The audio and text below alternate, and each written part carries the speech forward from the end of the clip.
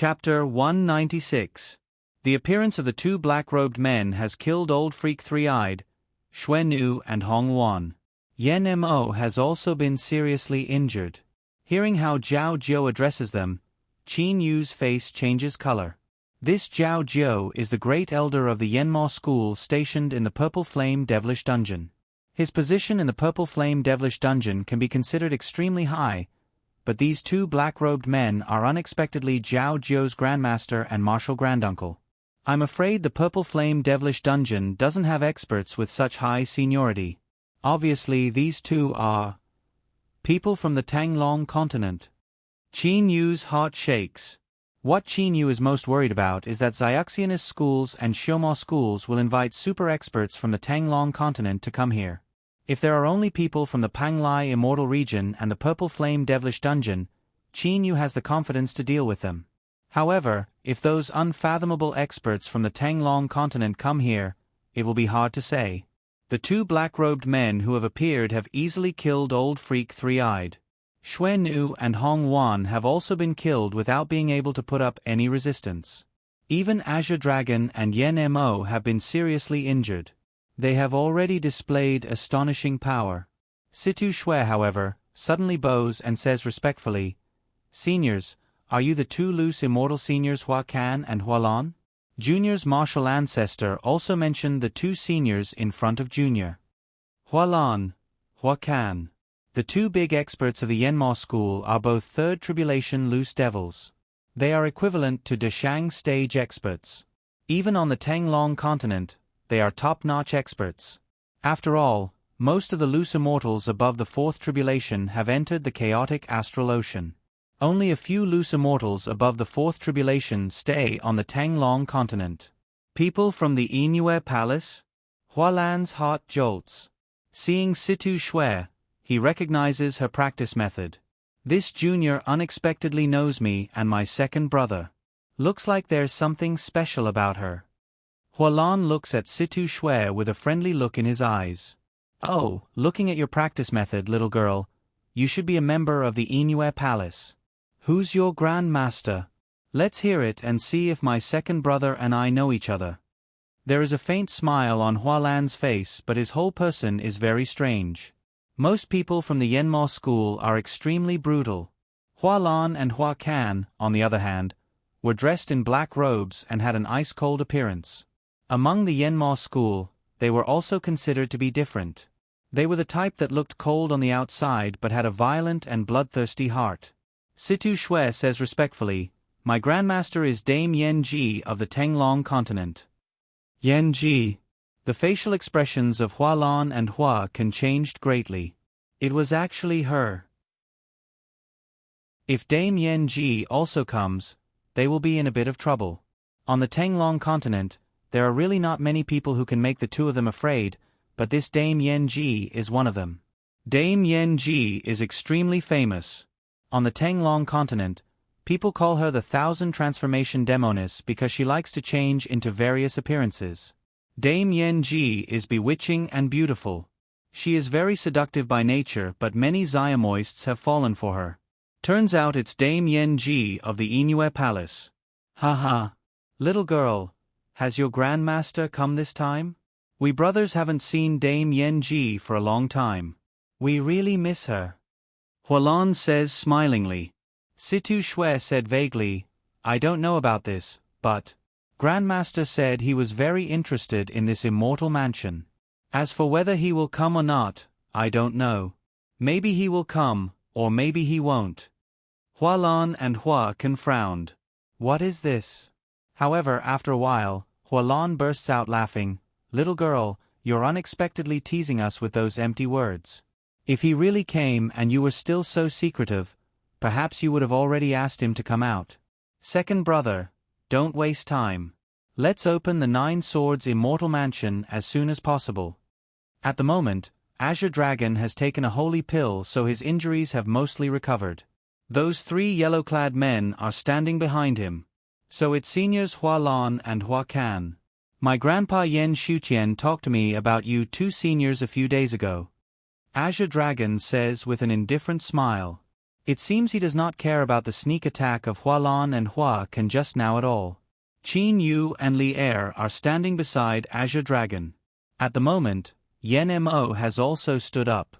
Only there are still bloodstains on the corners of his mouth. Obviously the blow just now was really very heavy. Hualan and Hua can look extremely similar, only Hualan's eyes are a bit bigger and he smiles a bit more. Hua Can's eyes are a bit smaller and his face is a bit colder. Yen Shuqian. Turns out you're a member of the Yen family of the Dragon Clan. Hua Can nods with a cold face. Hualan, however, says, "Brat of the Dragon Clan, don't think you're so powerful that you can resist my blow." Azure Dragon says smilingly at once, "I know myself well. Senior, you're a third tribulation loose devil whose power is comparable to that of a Deshang stage expert. It's very easy for you to deal with us. You can kill us with a wave of your hand. I was lucky enough to keep my life. That's naturally because you showed mercy to me. Brat, you're sensible." There is a hint of satisfaction on both Hualan and Hua Can's faces. "Hey, Black Dragon, what's that look in your eyes?" Hua Can shouts with a cold expression. Yen Mo wipes the bloodstains off the corners of his mouth with one hand and looks coldly at Hua Can. Yen Mo's heart is filled with fury. Two of his generals, Snow Woman and Hong Wan, have already been killed, so how can Yen Mo be reconciled to this? "If you weren't a member of the Dragon Clan, I would have already killed you with a heavy blow just now. Brat, I'm not giving you face. I'm giving your senior of the Dragon Clan face. Brat, don't be rampant in front of me, otherwise." Hua Can looks coldly at Yen Mo as if he will kill him on the spot if he disobeys. Azure Dragon says smilingly at once, "Seniors, Yen Mo is a brother of my Yen clan. He's of the same generation as me, but he's rather unruly. I hope two seniors won't bicker with a junior like him." At this moment, Azure Dragon unexpectedly speaks up for Yen Mo. Hualan pulls Hua Can, saying, "Second brother, don't bicker with a junior. Don't you think it's beneath your status to bicker with a junior?"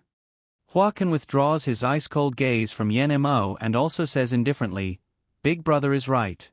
It's beneath our status to bicker with a junior." Times Qin Yu and Li Er, like outsiders, have been watching them talking on one side from the beginning to the end. At the same time, they are also constantly sorting out the situation at the scene. In Qin Yu's opinion, since the Xioma seniors have come, then, the Xiaxianists' troops are very likely to have also come. "Qin Yu, right?" Hualan looks at Qin Yu and says smilingly. Qin Yu says with a nod, "Qin Yu greets you, senior." Hualan nods and praises with admiration. "I've also heard from Zhao Zhou that there's a loose immortal with extremely high power in the Stellar Tower. It's a pity that I haven't had a chance to meet him. But, judging from that woman's protective magic treasure just now, it's at least an immortal weapon.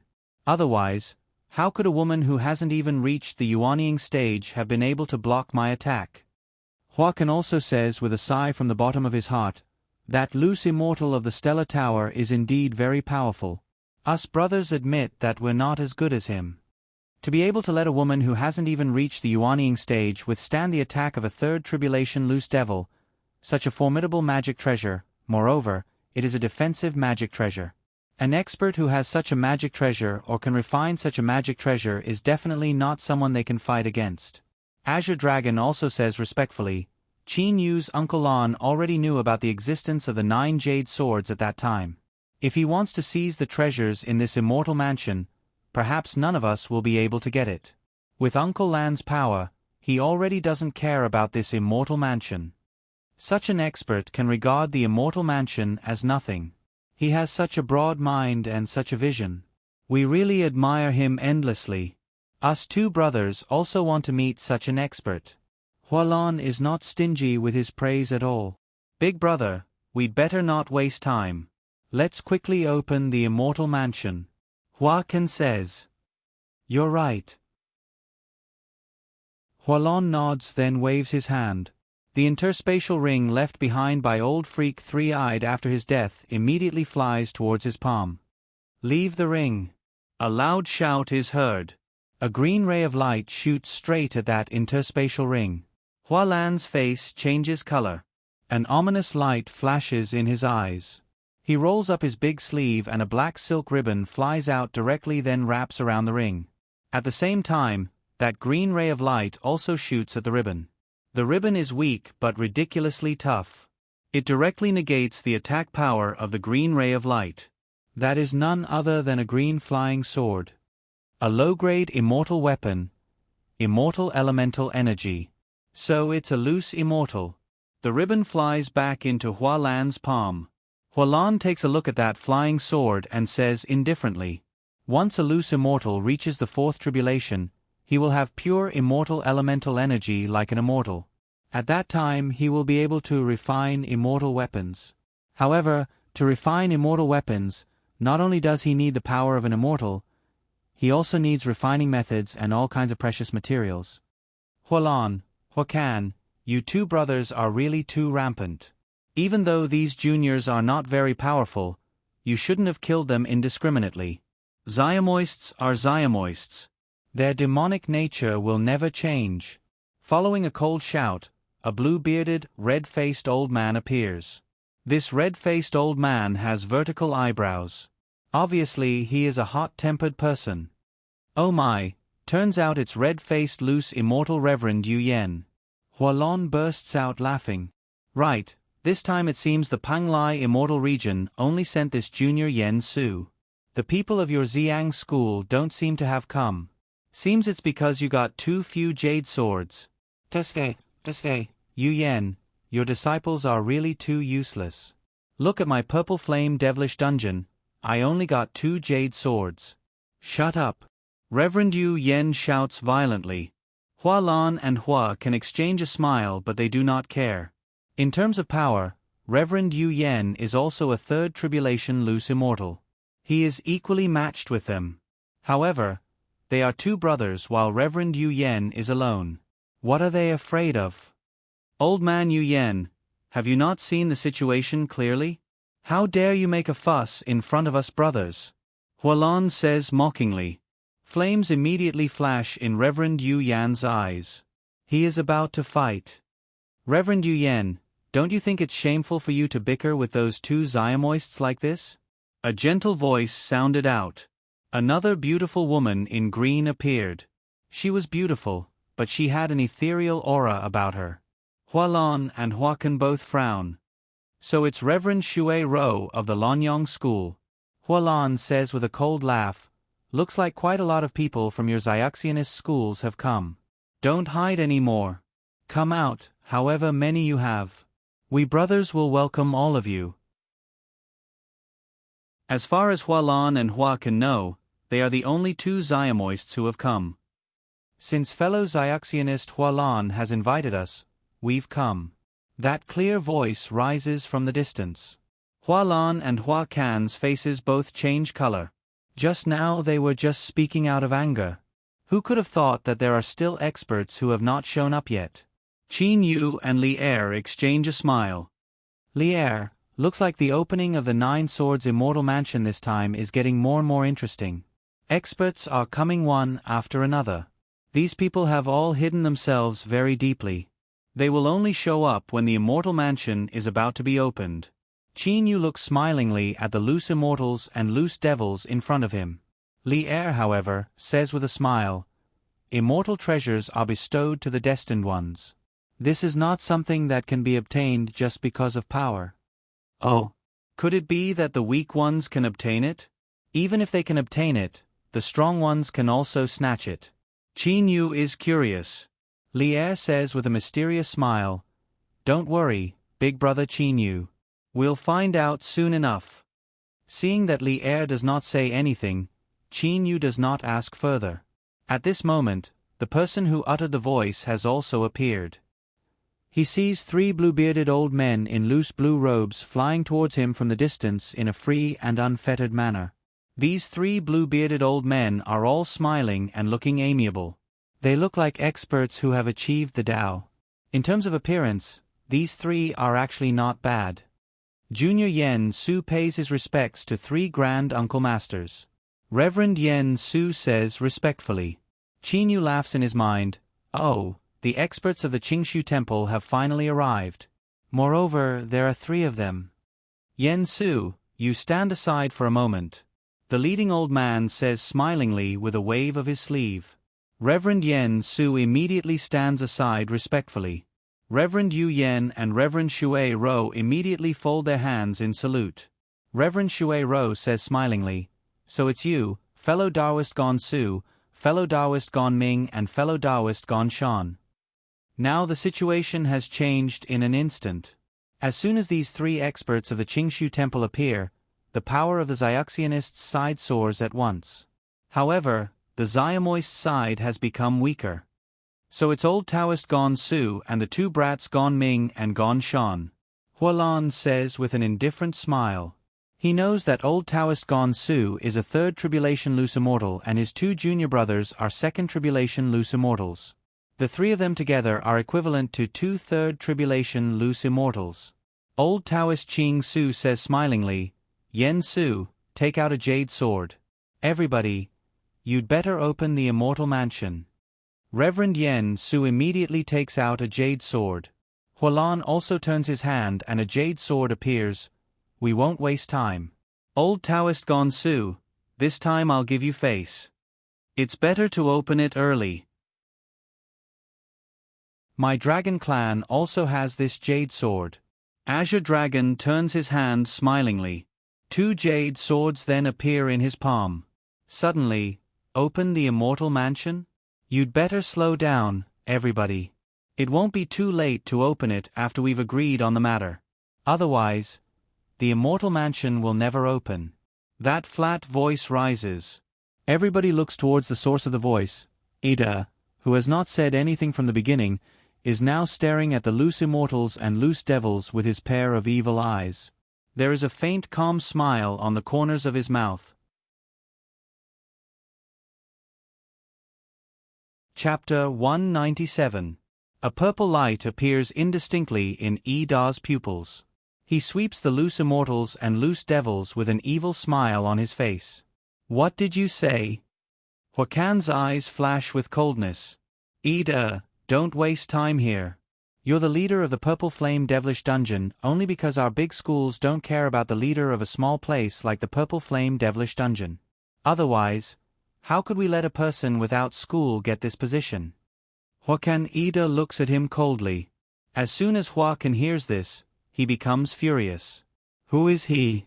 Ida unexpectedly calls him by his name. "Second brother." Hualan reaches out his hand to stop his second brother. "Calm down." How can Huakan calm down at the moment? He says angrily, "Big brother, this junior is unexpectedly so arrogant. If it weren't for the fact that many Xiaomoist schools on the Tenglong continent don't care about the position of the leader of the Purple Flame Devilish Dungeon, how could it have been his turn? Humph. Now he's still being arrogant in front of me. This junior is courting death." "Huakan, it seems you didn't understand what I said," Ida says with an indifferent smile. On one side, Qin Yu's heart jolts. He's really brave. Qin Yu praises him in his heart. He already knows what Ida is going to do. He cannot help praising Ida inwardly for having the guts to risk his life. "Don't be noisy with me, a junior. Prepare to die." Huakan, who is furious, simply doesn't want to listen to Ida's nonsense. "Second brother, shut up." Hualan shouts. "Big brother." Huakan is stupefied. He looks at his big brother blankly.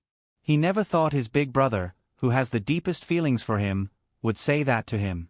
"Second brother, this young friend Ida is not as simple as you think. You heard what he said at the beginning clearly. Maybe you can kill him, but if you kill him, it's very likely that you won't be able to enter the Nine Swords Immortal Mansion again." Hualan explains. Huakan can't bear to listen to other people's words, but he can listen to his big brother's words. "Why won't I be able to enter? I'll just kill him." Huakan says with a cold laugh. Ida says with an evil smile, "Huakan, your big brother is indeed much smarter than you. Just now I said that the Immortal Mansion may never be opened. I dare to say this because I have two jade swords. When I die, the two jade swords in my hands will explode and break into pieces. A top-grade jade sword is extremely hard. It is very difficult for ordinary attacks to break it. Even if an expert at Ida's level explodes himself, it is very difficult for him to break other people's top-grade holy weapons. However, this jade sword has already been bound by Ida with his blood. If the true elemental force was poured into the jade sword, its defensive power and offensive power would be greatly increased. Naturally, it would not be afraid of Ida's self-explosion. But, if Ida wanted to blow himself up, how could he have filled the jade sword with his elemental energy? Without the infusion of true elemental energy, although the defensive power of a top-grade jade sword is very high, once Ida, an expert at the late Kongming stage, self-detonates, that terrifying power will definitely be able to blow the top-grade jade sword into pieces. Even if you want to kill me, I only need a split second to break this jade sword. If you have the guts, you can give it a try. Ida looks smilingly at everybody. Old Taoist Gon Su, Gon Ming, Gon Shan, Reverend Yu Yen, Reverend Shui Ro and those two loose devil brothers Hua Kan and Hua Lan. At the moment, these 7 loose immortals and loose devils do not know what to say. None of them dares to get into action. These loose devils and loose immortals are all very experienced. They all know very well that at the moment Ida must be paying close attention to everything using his holy sense. Once they get into action, perhaps Ida will blow up his own jade sword at the same time. If one of the 9 jade swords is destroyed, it will be impossible to enter the 9 swords immortal mansion. Little friend Ida, I admire you, I admire you. Hualan folds his hands and says, being ruthless to others is nothing, but being ruthless to oneself is a real ruthless person. Daring to be ruthless to oneself, this person is indeed an ambitious and ruthless character. Old Taoist Gon Su also says smilingly, I really admire your courage, little friend Ida. What do you want to do by stopping us from opening the 9 swords immortal mansion? Just tell us what you want. If we can agree, of course we'll agree. Ida's smile finally broadens. Wouldn't it have been better if you agreed earlier? Ida looks around at everybody. Actually, I don't have any other ambitions. It's just that. I want to say one thing. The thing that Reverend Yen Su and I discussed at that time still stands and will be slightly modified. I wonder if you'll agree, loose immortals and loose devils? Ida asks. Ask.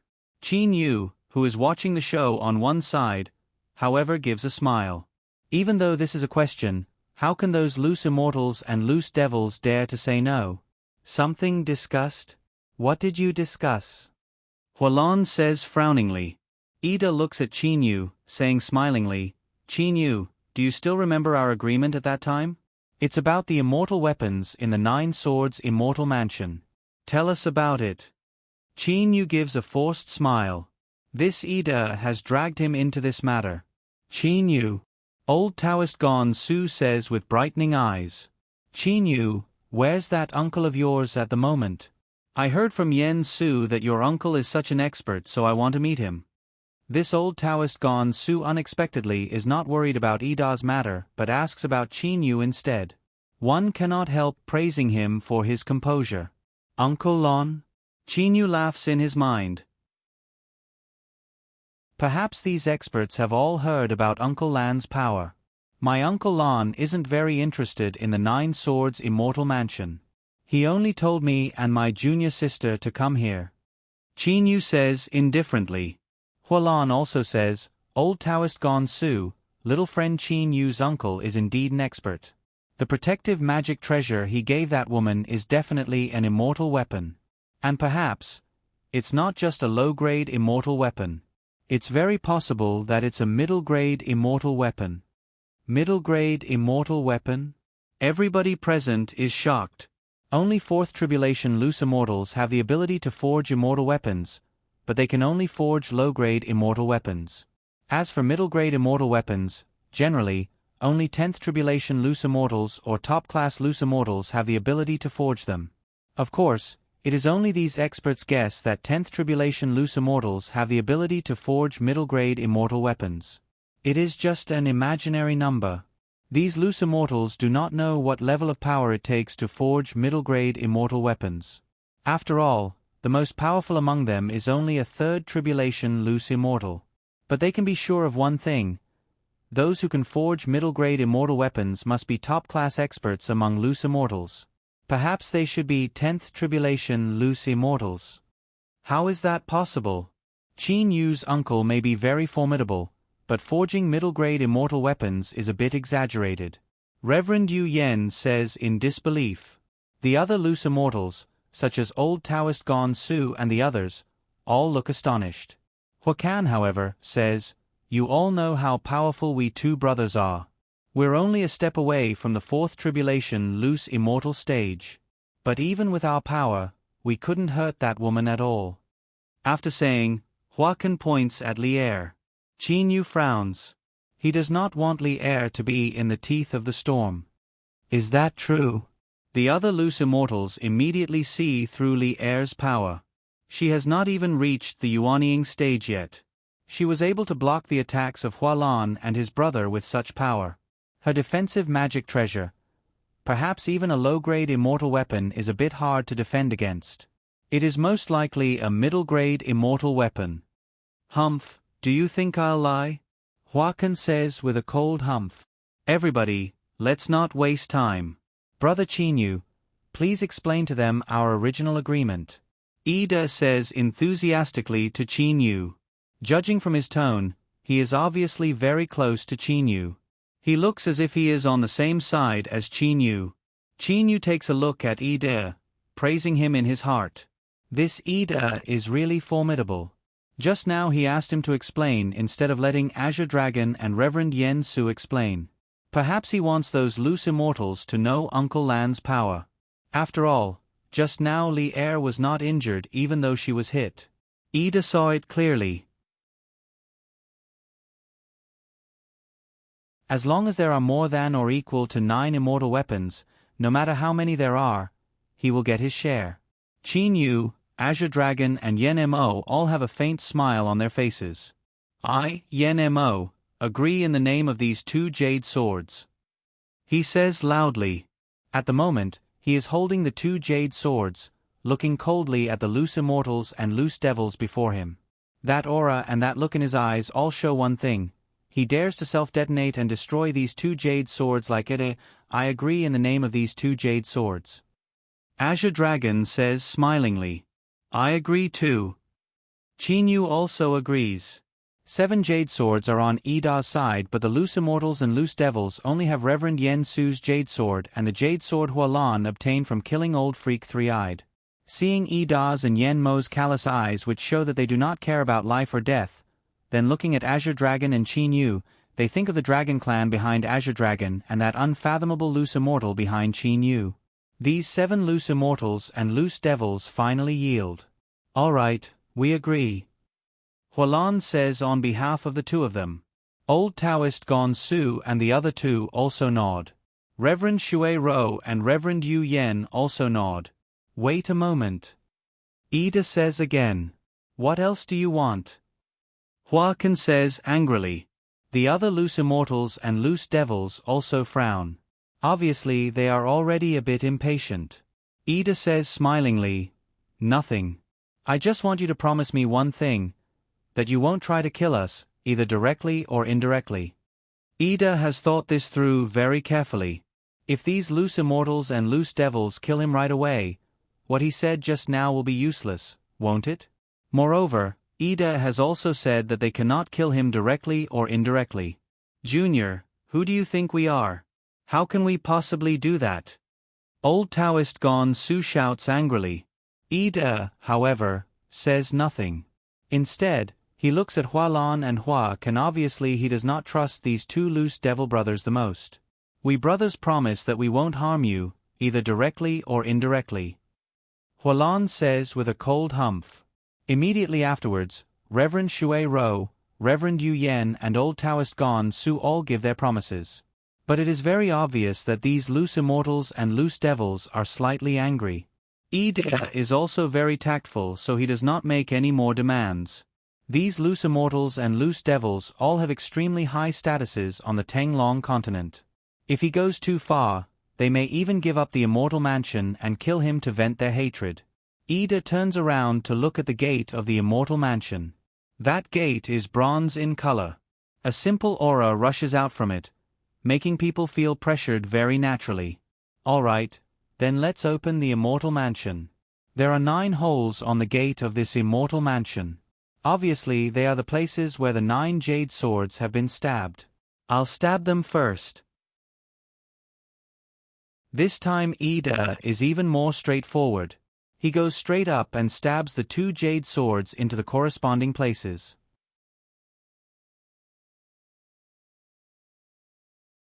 Chapter 198. The bronze-colored ancient door has a kind of translucent, crystalline feeling like jade. Those 9 sword holes are arranged in peculiar positions. Obviously, they are the positions of some kind of profound formation. However, no one at the scene, including old Taoist Gong Su, can see through them. The 2 jade swords pierce into 2 of the holes just like that, as if they are piercing into a pliable liquid. Whoosh! A sound like a sharp sword being unsheathed rises. Suddenly, the entire bronze-colored ancient door brightens. A blue light shoots out from the door and covers everybody at the scene, making them narrow their eyes uncontrollably. I'll pierce the 8th hole, Qin Yu says.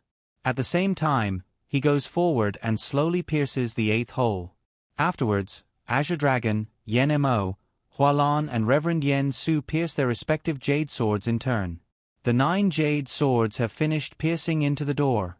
Everyone holds their breaths. Everybody holds their breaths and looks at that bronze-colored ancient door. Their hearts are in their mouths. With a sound of inhalation, the 9 jade swords suddenly disappear, as if they have been sucked in. At the same time, the 9 holes brighten. Immediately afterwards, the 9 holes radiate 9 rays of light, which intertwine with each other like ropes. A deafening sound rang out. Dazzling. Everybody closes their eyes uncontrollably. It is not that they cannot bear it, but it is a conditioned reflex. When they close their eyes, the entire bronze-colored ancient door gives off a set of parallel rays of light, which envelop everybody directly. They disappear. Everybody disappears into thin air just like that, disappearing from the outside of the immortal mansion. It is not the opening of the ancient door as everybody had expected at the beginning. It is hazy and boundless, like an ocean of white clouds and mist. The whole world is completely white clouds and mist, with no end in sight. Moreover, the visibility is very low. One can only see through several tens meters at most. Anything further than that is a vast expanse of whiteness. Qin Yu opens his eyes. As soon as he takes a look, he is greatly shocked. What's this place? Qin Yu's first reaction is to look around. At the moment, he sees Li Er by his side. Qin Yu cannot help secretly letting out a sigh of relief in his heart. This is a formation, a very abstruse formation. The person who set it up must have had an extraordinary power. Li Er says very certainly. Oh, are you sure? Qin Yu asked. Li Er's chest puffed up slightly as she looked at Qin Yu and said, Of course. Qin Yu couldn't help but smile. Old Taoist Gong Su, you're one of the most knowledgeable among us. Tell me, what is this place? Just now we were still outside the immortal mansion. How did we get to this inexplicable place? Hualan says. At this moment, Hualan and Hua Can are looking around carefully. What is this old Taoist Gong Su doing? He's not in a hurry to find out where this place is. He's not worried about falling into this mysterious place at all. Could it be he knows the secret of this place? Qin Yu looks carefully at old Taoist Gong Su. Suddenly, Qin Yu's eyes brighten. Part of a rock has been exposed behind old Taoist Gong Su and his junior brother Gong Shan. With a movement of his body, Qin Yu moves several meters to the side in an instant. A stone stele. Qin Yu finally sees it clearly. Behind old Taoist Gong Su, his junior brother and the others is unexpectedly a stone stele, a simple and unadorned stone stele. And there are even handwriting on this stone stele. Haha, little friend Qin Yu, you're really wise. Old Taoist Gon Su notices Qin Yu's movement and knows that he cannot hide it anymore, so he immediately moves aside. The others also see that stone steel behind him at once. "I know this handwriting," Reverend Yen Su exclaims. "Oh. This handwriting is the same as the handwriting of the immortal who left the Nine Swords Immortal Mansion in the cave when we were looking for the ninth jade sword. And this handwriting was left behind by that immortal," Reverend Yen Su says with absolute certainty. Qin Yu, Yi De, Azure Dragon and the others all see the handwriting on this stone steel. It is indeed exactly the same as the handwriting they saw in the cave at that time. This is the hallucinatory magic land? Hualan goes up to take a look and cries out in surprise. But when the others see the handwriting on the stone steel, their faces all become silent. They all understand that they have entered the interior of the Nine Swords Immortal Mansion instead of some other place. Moreover, the reason they have come to this place is most likely related to Qin Guang, who shot out from that unadorned bronze gate of the mansion. Ha ha, everybody. Congratulations on entering the Nine Swords Immortal Mansion. But it's not so easy to get my treasures. This place is the hallucinatory magic land in the outermost part of the Nine Swords Immortal Mansion. But I think it's better to call it the hallucinatory magic land. If you want to get immortal treasures, you'll have to survive this hallucinatory magic land. Of course, this isn't up to you. As long as you enter it, your life and death will already be out of your control. Ha ha. Those several lines of flamboyant and flamboyant characters are full of extremely overbearing aggressiveness. Obviously, the immortal who left the mansion behind is not a benevolent or kind-hearted person. Instead, he is a cruel person. Even if there is a predestined person who obtains a jade sword, this immortal will still leave behind some extremely difficult dangers to test him. If he succeeds, he will obtain a magic treasure. If he fails, he will die. He cannot retreat. He is also unable to retreat. Enai Yang. This immortal Enai Yang is very domineering. Reverend Yu Yen exclaims. Hualan, however, gives a rare laugh. I think this immortal Enai Yang doesn't look like an immortal at all. Instead, he looks like a Xiamoist. Haha. You see, these words don't conceal his intention at all. He's not like some Xiaxianists, whose hearts are as vicious as snakes and scorpions, who instead want to set up a memorial arch and are extremely hypocritical. Hualan gives Old Taoist Gon Su a cold look. Old Taoist Gon Su, however, is still smiling. Everybody, I think you've all understood this immortal's meaning. Now that we've come here, we simply can't escape. We can only accept it. Death, or life, it'll depend on our own abilities. This so-called hallucinatory magic land is absolutely incomparable to the dangers we normally encounter. Old Taoist Gon Su says loudly. These loose immortals and loose devils are all a bit nervous.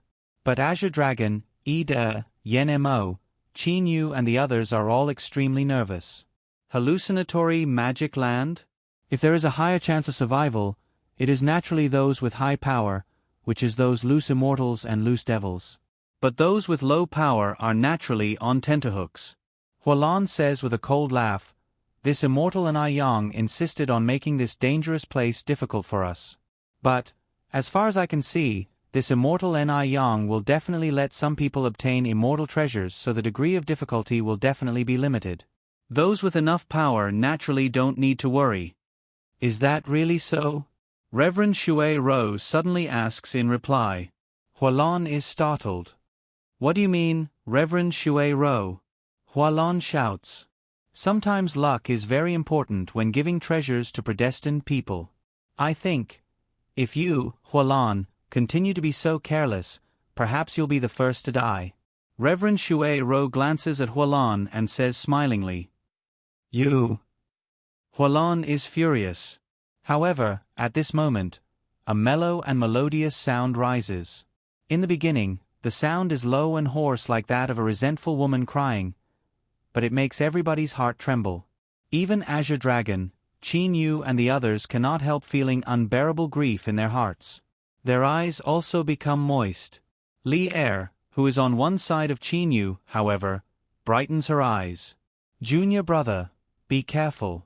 Keep your mind clear. Don't let yourself be controlled by this flute sound. Old Taoist Gon Su shouts at once. Even though old Taoist Gon Su is clear-headed at the moment, he still feels unbearable grief in his heart. It is as if he has seen a tragedy in the human world and his heart has been shaken unnaturally. Even though he knows that it is because of the flute sound, he still cannot control his heart. It can only be said that the flute sound is too strange. Qin Yu clenches his fists tightly. Beads of sweat have seeped out of his forehead. This flute sound is so strange. Qin Yu can obviously feel the peculiarity of this flute sound. Compared to Li Er's zither sound, this flute sound seems to have the effect of bewitching people, making people's minds enter some negative emotions.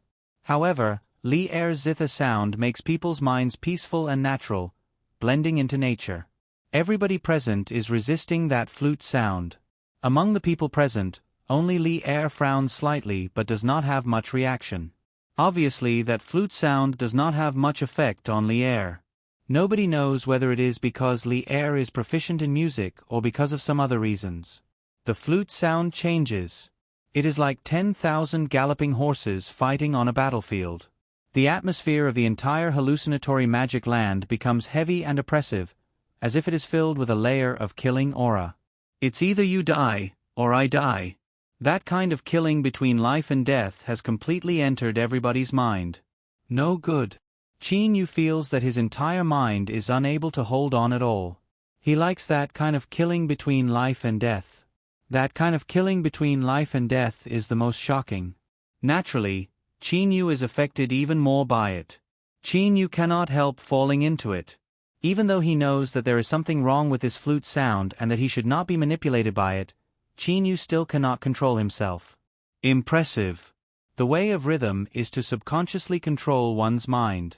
As for this flute sound, even though everyone knew it was dangerous at the beginning, they were still unable to control themselves. They could only watch as they sank deeper and deeper into it. Li Er praised in a low voice. Nobody hears Li Er's praise.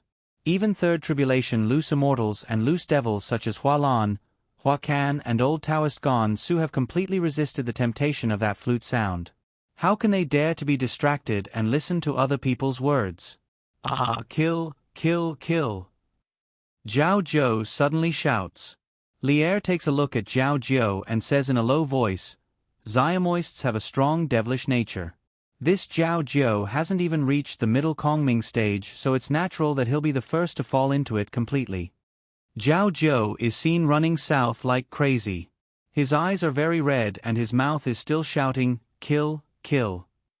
He is wantonly attacking the front with his hands as if he has encountered something extremely frightening. However, at this moment, kill, kill, kill them all. A furious roar rises. Another person has completely fallen into the devil's domain. This person is Black Dragon Yen Mo. Black Dragon Yen Mo is roaring. At the same time, he runs south at an even faster speed while attacking like crazy. Yen Mo, that's not right. This Yen Mo has an extremely firm mind. Even though his mental power can't be considered very high, his firm mind is even comparable to that of loose immortals and loose devils. How can this be? Li Er talks to herself while looking doubtfully at Yen Mo. All of a sudden, Li Er's eyes brighten. She sees that there is a fierce light in Yen Mo's crazy eyes. His target is none other than Zhao Zhou, who is in front of them.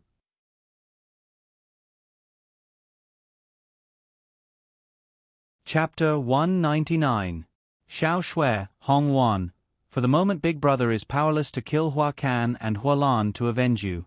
But you should believe that Big Brother will avenge you one day. As for now, Big Brother will collect some interest for you first. Yen Mo's killing intent soars.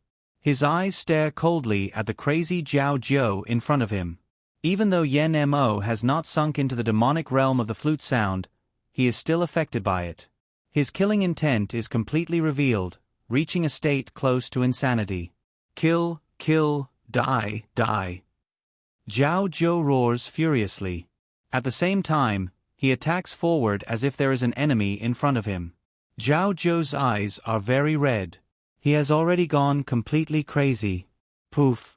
Yen Mo's right arm has been completely covered by dragon scales. His right hand has turned into a black dragon claw. At the moment, that black dragon claw pierces through Zhao Zhou's dantian like piercing tofu and directly grabs Zhao Zhou's yuanying. At the same time, Zhao Zhou's soul is also crushed. Xiao Shui, Hong Luan. Yen Mo says slowly in a low voice. At the same time, he gasps for breath extremely fast like a bellows. Beads of sweat have also seeped out of Yen Mo's forehead. This flute sound is no ordinary flute sound. Even loose immortals and loose devils have to resist this flute sound wholeheartedly. Even though Yen Mo's mind is extremely firm, he dares to be distracted. While resisting the flute sound, he is distracted to kill Zhao Zhou. After being distracted for a while, Yen Mo is even more affected by the flute sound. In a trance, Yen Mo seems to recall the scene in the Dragon Clan. That bloody black stick shadow, that stubborn and unyielding look in his eyes, that resolutely disobeying the clan's designation and betraying it to enter the wilderness, a place where even the Dragon Clan has been warned not to infiltrate. In the wilderness, that Xiao Hei dragon, whose power is not high, was struggling between life and death. Life and death. After wandering between life and death time and time again, Yen Mo has already reached the stage where he can maintain a clear mind between life and death. This is also why Yen Mo was able to distract himself to kill Zhao Zhou under the influence of the flute sound. This is also why Li Er said that Yen Mo's willpower is almost the same as that of loose immortals and loose devils. In the wilderness, demonic beasts fight each other for status through life and death battles. Yen Mo now had Little Snow, Hong Wan, and Long Yen as his subordinates. These three divine beasts had become his strongest generals. Yen Mo treated the three divine beasts under his command very well, as if they were his younger brothers and sisters. On the contrary, Yen Mo didn't have much sense of belonging to the dragon race.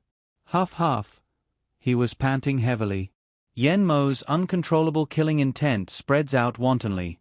With reddened eyes, Yen Mo walks back to his original place according to his memory. The temptation of the flute grew stronger and stronger, and the people standing still found it more and more difficult to resist the sound of the flute. At the moment, there are Qin Yu, Li Er, Azure Dragon and the three yellow-clad men, Situ Shui and the black-haired old man, Reverend Yen Su, Old Taoist Gon Su and his two junior brothers, Reverend Yu Yen, Reverend Shui Ro, Hua Kan and Hua Lan. On the surface, Qin Yu, Azure Dragon, and Situ Shui's foreheads were all covered in sweat, and their bodies were shaking uncontrollably. Obviously, Qin Yu, Azure Dragon and Situ Shui's ability to resist is relatively weak among them. Big brother Qin Yu has been practicing for too short a time. Even though his temperament can be considered firm, most of the others have been practicing for thousands or even tens of thousands of years. It's already very difficult for him to reach such a level. Li Er says to herself with a sigh. Li Er takes another look at Situ Shui. This Situ Shui seems to be unable to bear it. Li Er has just finished saying, a mournful shriek is heard. At the moment, Situ Shui's entire body has gone crazy. The energy in her body surges up completely. Her short silver hair unexpectedly lengthens in the blink of an eye and flutters up like various sharp arrows. Her purple lips, however, turn black. She has become obsessed. The black-haired old man on one side, who has been resisting with his eyes closed, suddenly opens his eyes. Seeing Situ Shui like this, he frowns and immediately reaches out his hand to slap Situ Shui's shoulder fiercely, shouting in a low voice, "Shui, wake up!" Situ Shui suddenly turns around. Her long silver hair stabs towards the black-haired old man like numerous sharp arrows. Her red eyes show that Situ Shui has completely become obsessed. At the moment, the black-haired old man is also resisting the flute music. Seeing Situ Shui like this, the black-haired old man doesn't care anymore. He stands aside and continues to close his eyes, devoting himself to resisting the enchanted flute music. Situ Shui seems to be affected by something. She roars angrily and rushes towards the south. The south. They're all running towards the south. Is there something special about the south? Lier says slowly in a low voice. Suddenly, Lier notices that Qin Yu's body is trembling and his eyes are gradually turning red. Big brother Qin Yu. Lier reaches out her hand and tightly grabs Qin Yu's arm. Qin Yu's body trembles and the red light in his eyes seems to weaken a bit. However, as the power of the flute music gradually increases, the red light in his eyes thickens again. In a trance, Qin Yu sees the scene from that year. Ha! Wu Xing laughs wildly and attacks Qin De wantonly. Qin De, who has already been seriously injured, is resisting non-stop. However, he spits out a mouthful of blood each time Wu Xing makes a move. This way, blood keeps flowing out of Qin De's mouth. Fenjiuzi is very anxious. He suddenly increases the power of his flying sword, wanting to save Qin De and escape. Relying on his profound power, Wu De forcibly holds Fenjiuzi back. Qin De suddenly shouts loudly. Finally, he and Wu Xing have their most powerful collision. Pooh! Blood splatters in the air. Qin De falls down slowly powerlessly. Die! Wu Xing says in a low voice. A dark red ray of light streaks across the sky and pierces straight at Qin De's body. Wu Xing smiles. He is looking forward to the scene of Qin De being pierced. Father, no. Catch it. Qin Yu suddenly howls in his mind. He raises his speed to the limit like never before. Almost like a miracle, Qin Yu catches Wu Xing's short knife. Wu Xing is stupefied. The others all look at this scene in disbelief. Die. Wu Xing smiles cruelly. At the same time, he attacks again, trying to pierce Qin Yu's and Qin De's chests. That flying sword pierces Qin Yu's chest. Wu Xing smiles because he knows his flying sword has pierced Qin Yu's heart. If the heart is pierced, he will definitely die. Father. Looking at his father, Qin Yu unexpectedly has endless power. Let's die together. Qin Yu suddenly utters a furious roar. He turns his head around and pierces Wu Xing's chest with his hands like sharp claws. However, at this moment, Wu Xing seems to have performed above his usual level. He directly retreats several meters and avoids this move of Qin Yu's. You want to perish together with me? In your dreams. Wu Xing laughs coldly. That flying sword pierces Qin Yu's heart. At the same time, it continues to shoot towards Qin De. No. Qin Yu feels a terrible pain in his heart. His entire mind is in a trance. Puchi. The flying sword pierces his heart. Father. The mask on Qin Yu's face breaks apart. Qin Yu looks at this scene in disbelief. His heart has been pierced and he also looks at Qin Yu in disbelief. You. But immediately afterwards, the expression in his eyes gradually darkens. No. Qin Yu roars hoarsely. Big brother Qin Yu, big brother Qin Yu. Lier holds Qin Yu's hand and shouts 2 or 3 times. However, at this moment, Qin Yu can no longer hear her voice. At the moment, Qin Yu has gone completely crazy. He directly shakes off Lier's hand. With very red eyes, Qin Yu runs directly towards the south. Before Qin Yu has become a devil, another person has already become a devil. Azure Dragon. In terms of time, it can be said that Azure Dragon is only faster than Qin Yu by 2 breaths worth of time. Big brother Qin Yu is too sentimental and has even sunk into the depths of his heart completely. This is the reason for his firm nature. At the same time, if a gap is left in Qin Yu's heart, once he becomes a devil because of familial affection, big brother Qin Yu will find it even harder to wake up. Lier mutters to herself in a low voice. Seeing Qin Yu running south, Lier also follows Qin Yu. At the moment, Reverend Yen Su, Ida, the 3 yellow-clad men, the black-haired old man and the 7 loose immortals and loose devils are still standing in the distance. Reverend Yen Su, Ida and the 3 yellow-clad men are all sweating profusely. They are under great pressure, but the black-haired old man and the 7 loose immortals and loose devils are in about the same state. Even though people with high mental power usually have extremely firm minds in this hallucinatory magic land's flute music, this is not absolute. For example, even though Yen Mo is only at the middle Kongming stage, his mind is extremely firm. This black-haired old man is probably the same. In the boundless clouds and mist, Qin Yu rushes south directly. Wu Xing, go to hell. Wu Xing, go to hell. Qin Yu roars furiously and attacks Wu Xing non-stop ahead of him. But for some unknown reason, Wu Xing can always retreat several tens m in the air easily in impossible situations. Every time Qin Yu wants to kill Wu Xing always retreats. Haha, Qin Yu, come on, come kill me. Wu Xing laughs wildly. That loud laughter makes Qin Yu even more furious. Revenge. Avenge father. As soon as Qin Yu remembers the scene of his father being pierced through the heart and killed, he goes mad. Suddenly, Qin Yu's whole body shakes. He feels as if a basin of cold water has been poured over his head in the middle of winter. His whole body quivers. At this moment, the tear of Lu Xing on Qin Yu's chest trembles for a while. Immediately afterwards, it sends out a cold current which rushes directly into Qin Yu's brain. A silvery white cold current. It directly enters Qin Yu's brain. His spiritual energy basically doesn't dare to get close to that silvery white cold current. The silvery white cold current penetrates into that spiritual disc. His soul seems to have undergone a fundamental transformation. The flashing flashes of lightning around his soul are vigorous and powerful. His soul becomes even more condensed. What's wrong with me?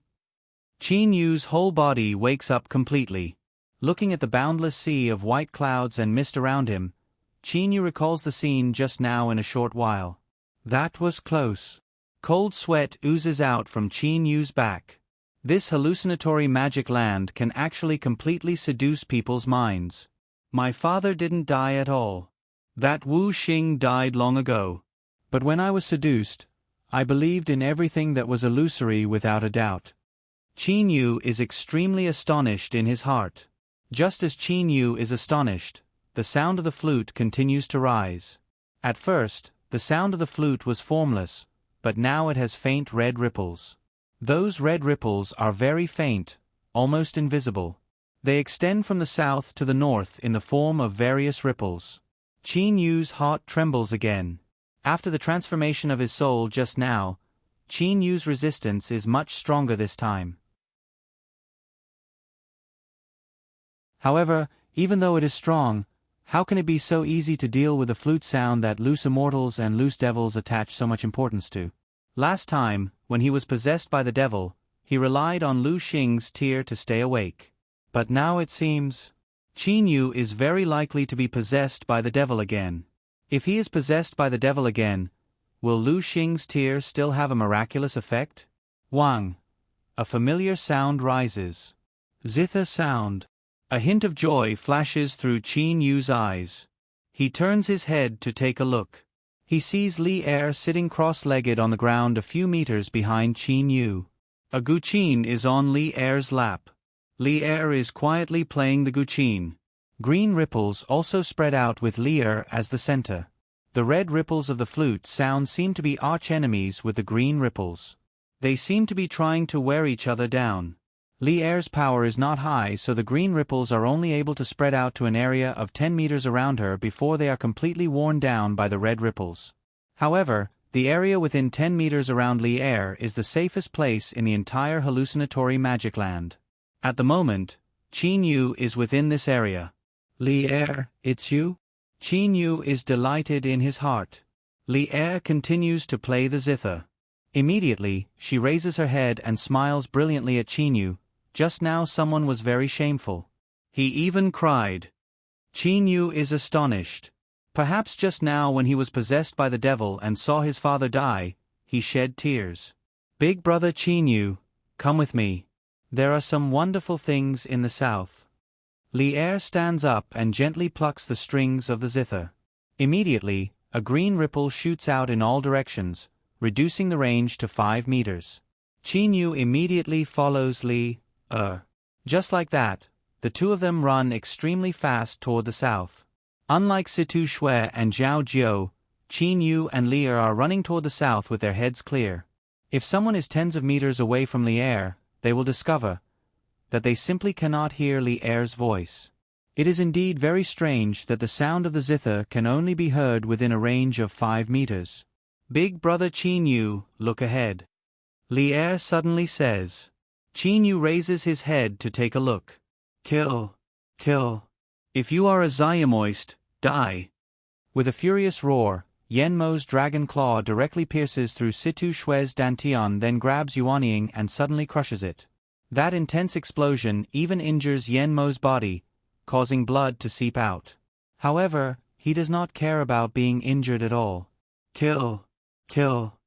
At the moment, his eyes are blood red. Yanmo he. Qin Yu is shocked. Li Er says with a nod, Yanmo is killing people on one side and resisting on the other. He's so distracted. Alas. He's about to be possessed by the devil completely. At the moment, Azure Dragon Yen Lang is running towards the south while roaring furiously. As soon as Yanmo sees Azure Dragon with his blood-red eyes, kill. Kill. He unexpectedly runs towards Azure Dragon.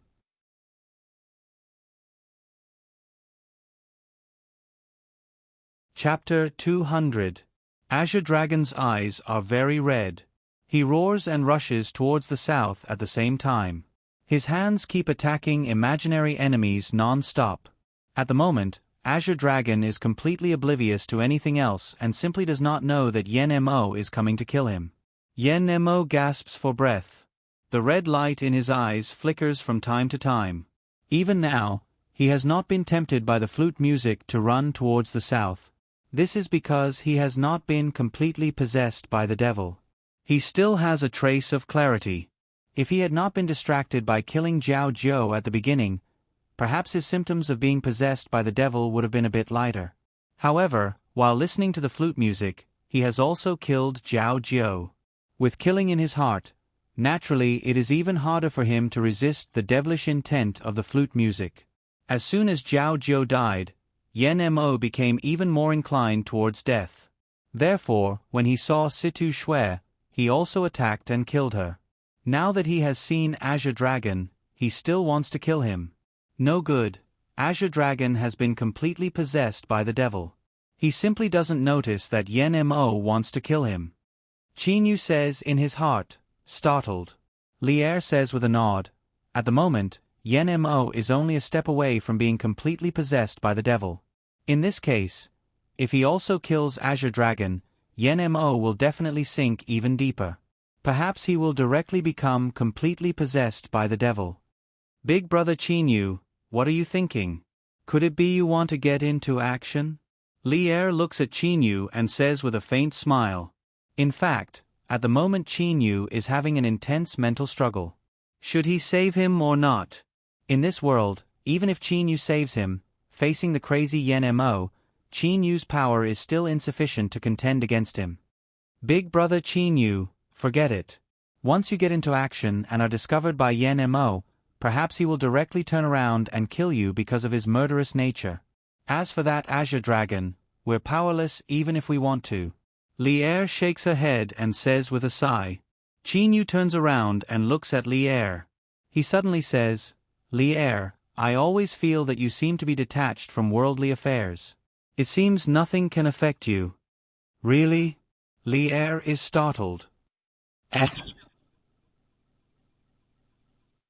Qin Yu and Li Er both promptly turn their heads to take a look. They see that Yanmo is currently clutching his head and howling in pain, while Azure Dragon is still running towards the south. What was surprising was that Yanmo actually didn't kill Azure Dragon. No. Yanmo gasps for breath non-stop. Sweat seeps out of his whole body. The brutal aura emanating from his entire body is extremely terrifying. Li Er's eyes brighten brightly. Big brother Qin Yu, this Yanmo's willpower has unexpectedly exceeded my imagination. At the last moment, he has unexpectedly controlled himself and hasn't attacked. Moreover, it seems he's still trying hard to resist the temptation of the flute music. As Li Er spoke, she gently plucked the strings, and the green ripples completely offset the red ripples within a few meters. Qin Yu also noticed it. Suddenly, Yen Mo's arms become thicker and he clenches his fists completely. Like a big iron hammer, he roars in a low voice and punches the ground non-stop with his fists. Muffled sounds come from the ground one after another. Along with the sounds of his fists punching the ground, there are also Yen Mo's furious roars.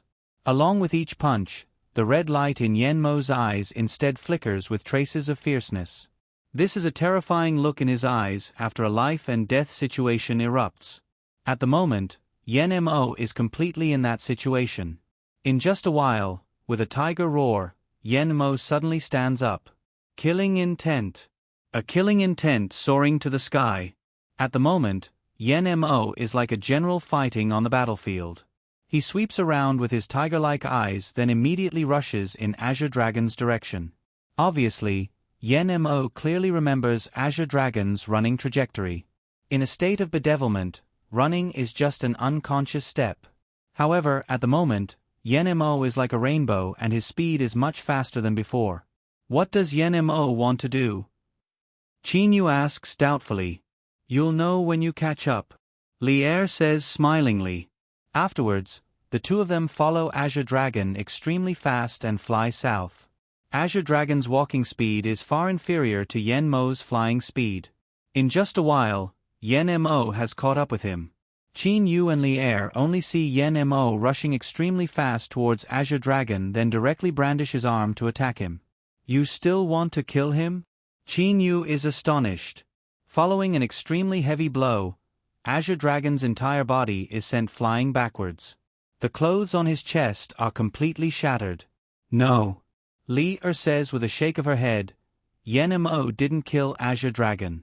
Instead, he stopped him from running towards the south.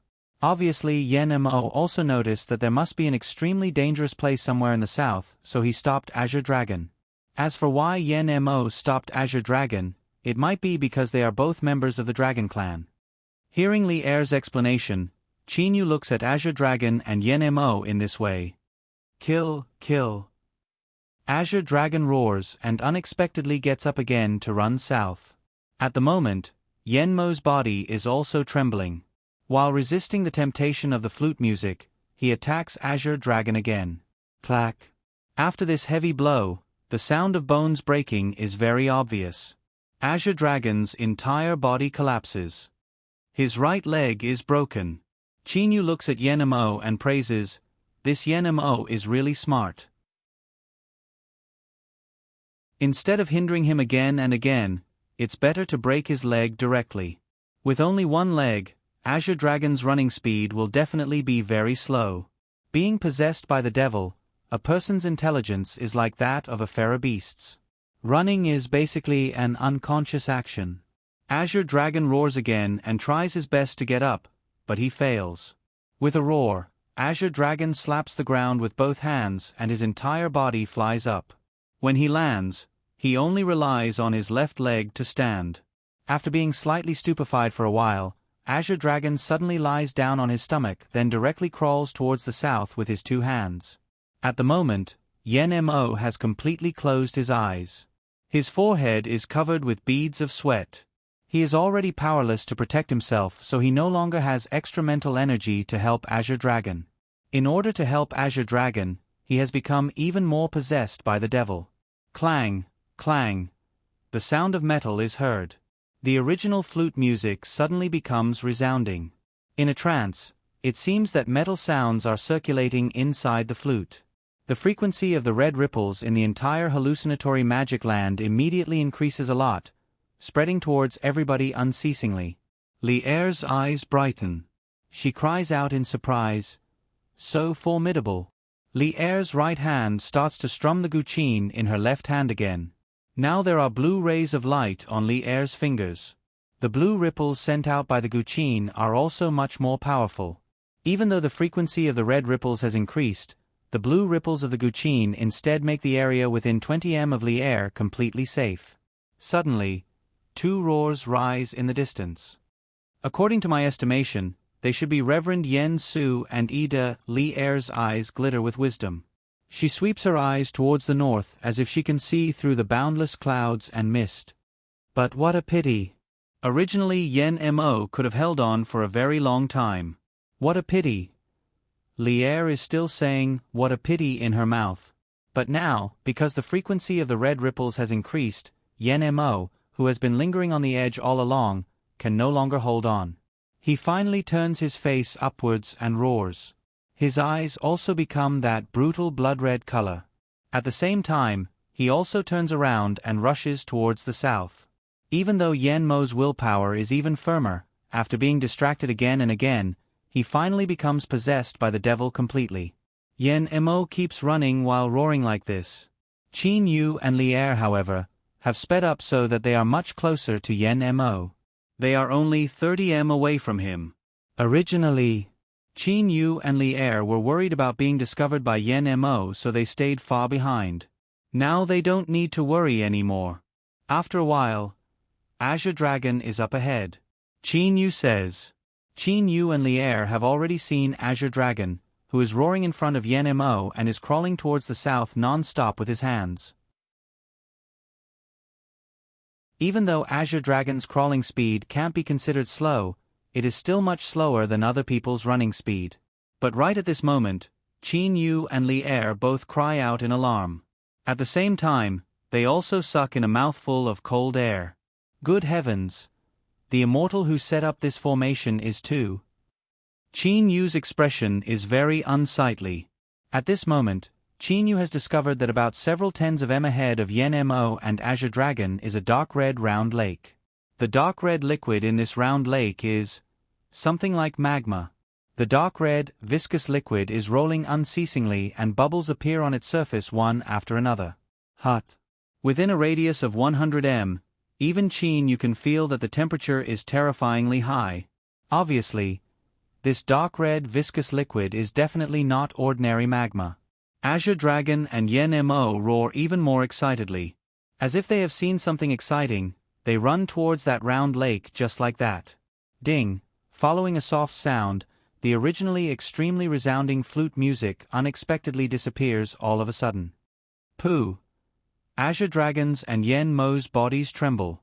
They stand still at their original places, then turn their faces upwards and spit out a mouthful of blood more than 1 m high. Immediately afterwards, their entire bodies become exhausted. At the moment, Qin Yu and Lier also see Reverend Yen Su and Yi De, who are several tens of m behind them. Because the resounding flute music suddenly disappears, the two of them also turn their faces upwards and spit out a large mouthful of blood at the same time. To be exact, it is far more than a mouthful of blood. Just by looking at the 1 m high spurt of blood that looks like a fountain, it is easy to imagine how much blood they have spurted out. This immortal Ni Yang has really gone too far. He set up this hallucinatory magic land, only to test whether the mental fortitude of the people entering the Nine Swords Immortal Mansion has reached a certain level. Even so, when it ends, the flute music should have stopped gently.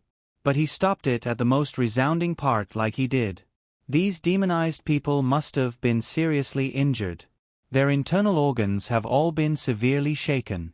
Perhaps even those loose immortals and loose devils won't have it easy. Lier says reproachfully. Qin Yu also understands that immortal Ni Yang's intention. This immortal is really temperamental. He's not like ordinary Xiaxianists who pretend to learn Taoism. Qin Yu says with an indifferent smile. However, at this moment, Qin Yu and the others only feel dizzy for a while. When their heads become clear, the boundless clouds and mist around them have unexpectedly disappeared. Azure Dragon, Yen Mo, Reverend Yen Su and Ida all look gloomy. Azure Dragon and Yen Mo are even covered with blood all over. The faces of the black-haired old man and the 3 yellow-clad men of the Blue Dragon Temple are also very pale. However, the loose immortals and loose devils slightly adjust their breaths and return to normal. There is no doubt about the power of the loose immortals and loose devils. At the moment, the lucky survivors are unexpectedly all together. Just now Azure Dragon and the others all ran to the south near that round lake, but in a while, they gather together again. It must be said that this immortal Ni Yang's magic power is really outstanding. Thank you. Azure Dragon says in a low voice beside Yen Mo, however, says nothing. Now Azure Dragon remembers everything that happened just now very clearly. If Yen Mo hadn't pushed him to the ground and then broken his right leg, perhaps he would have already fallen into that dark red round lake by now. Perhaps not even his bones would have remained. Where is this place? Hualan asks while looking around. After slightly adjusting their breaths, the loose immortals and loose devils are not greatly affected. At the moment, they are pondering about their surroundings. Could this place be a place similar to the hallucinatory magic land? Reverend Shui Ro says frowningly. Obviously, she hates that place very much. If it is really a place similar to the hallucinatory magic land, this place will definitely be even more powerful.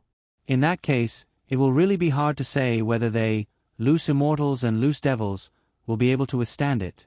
However, at the moment, you've passed the hallucinatory immortal land, so I, Yang, will let you all hear my voice. A clear voice suddenly rises between heaven and earth. Everyone immediately held their breaths. They all knew that this voice was definitely left behind by that savage and unruly immortal Yang. Everyone was listening carefully. At this moment, every word Yang said could very possibly be related to everyone's life and death in the future. Too savage. Old Taoist Gon Su frowns and says in a low voice. The others, however, do not say anything. The hallucinatory magic land. I only came up with this after thinking about it for a long time. Presumably some of you have also become obsessed and are completely controlled by the flute music. But the place you're in is also some distance away from the flaming lake of death. If you're lucky enough, you might run halfway until the flute music stops. But sometimes luck is even more important than power. After saying this sentence, sometimes luck is even more important than power, Yang's immortal Yang becomes even more immortal. That immortal Yang's voice is a lot lower than before, and he doesn't sound like he did at the beginning. After a long pause, everybody still thinks that immortal Yang has stopped talking. Finally, a voice rises in the sky again. The Nine Swords Immortal Mansion was built by me in those days by collecting quite a few precious materials. Now that you've passed the hallucinatory magic land, you can go straight to the north where the blue light is emitted. Then you'll see the outer hall of the Nine Swords Immortal Mansion. What you can get will depend on your own good fortune. Following his loud laughter, immortal Yang's voice disappears between heaven and earth. The lucky survivors look at each other. Immediately, nobody says anything and goes straight to the north where the misty blue light is emitted. As they go forward, a magnificent palace appears. The entire palace is made of blue jade. The misty blue light is being emitted by this palace. At the same time, everybody feels an aura, elemental holy energy, very strong elemental holy energy.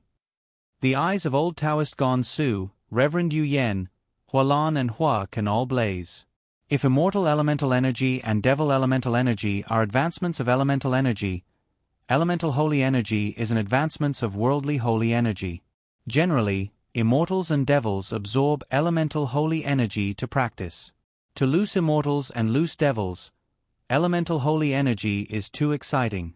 After all, there is no elemental holy energy in the mortal world under normal circumstances. Like lightning, the 7 loose immortals and loose devils all charge towards the blue jade palace with glittering eyes.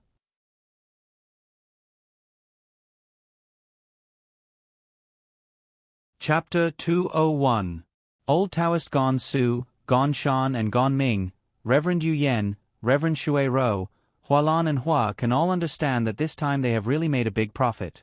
If those loose immortals in the chaotic astral ocean knew that this Nine Swords Immortal Mansion had such an immortal mansion and such dense elemental holy energy, perhaps the loose immortals who came here would all be 6th tribulation or 7th tribulation or above.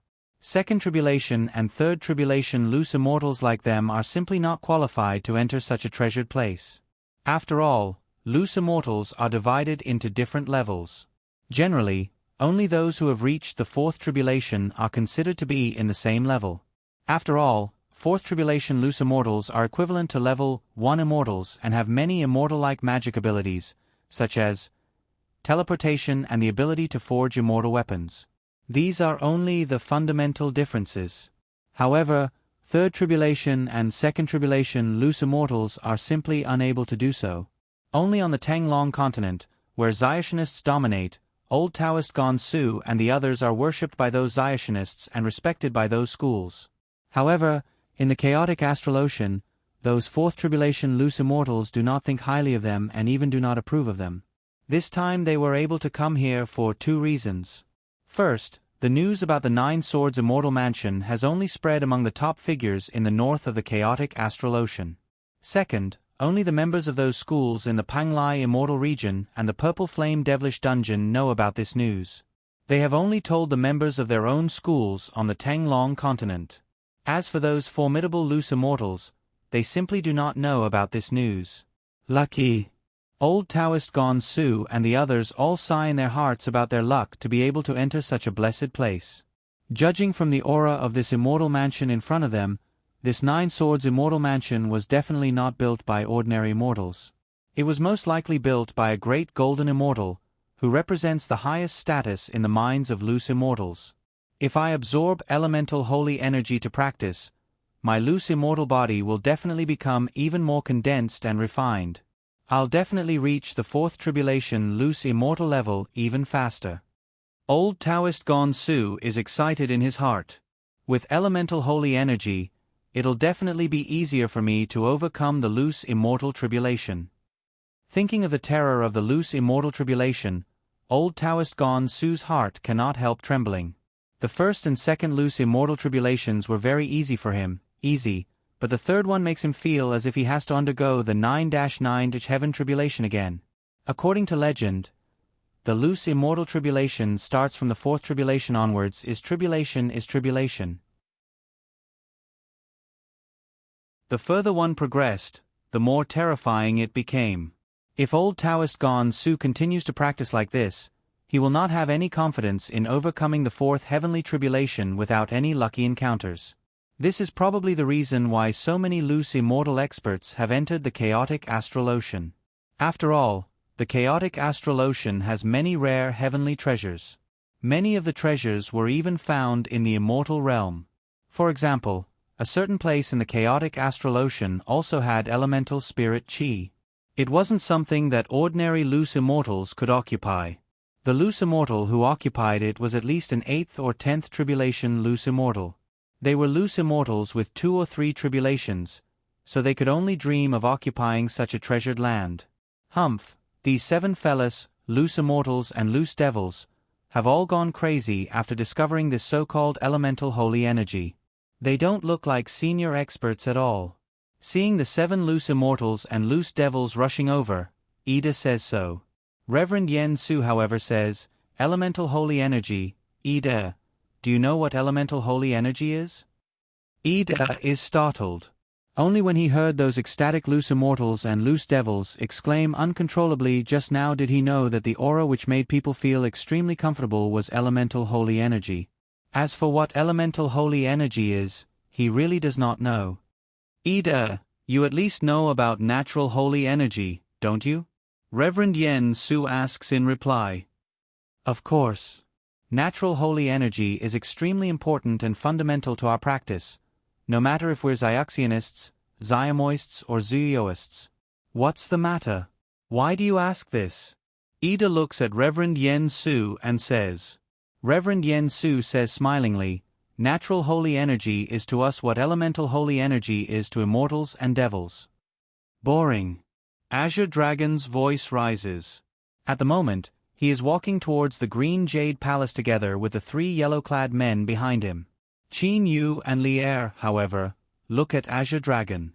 What he and the 3 yellow-clad men did just now was indeed extremely astonishing.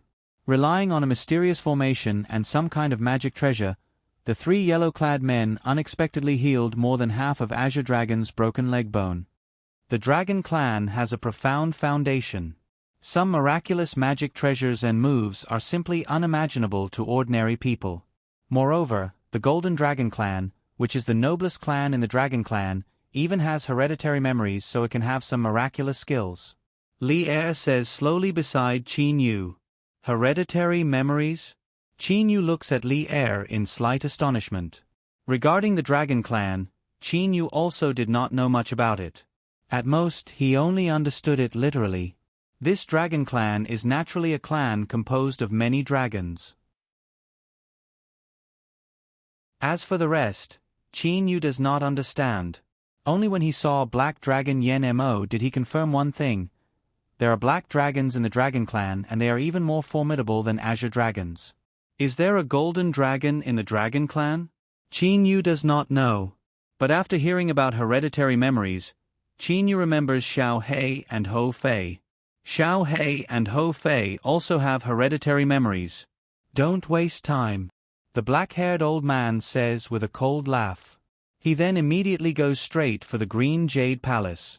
We're not powerful enough to get those immortal treasures, but after coming to the Immortal Palace, we can take a random piece of elemental holy rock back home and your practice will improve rapidly. Yen Mo and the black-haired old man also go to the Green Jade Palace together. Big brother Qin Yu, let's go too. Li Er says smilingly. Qin Yu and Li Er also go over together. Ida and Reverend Yen Su also follow them.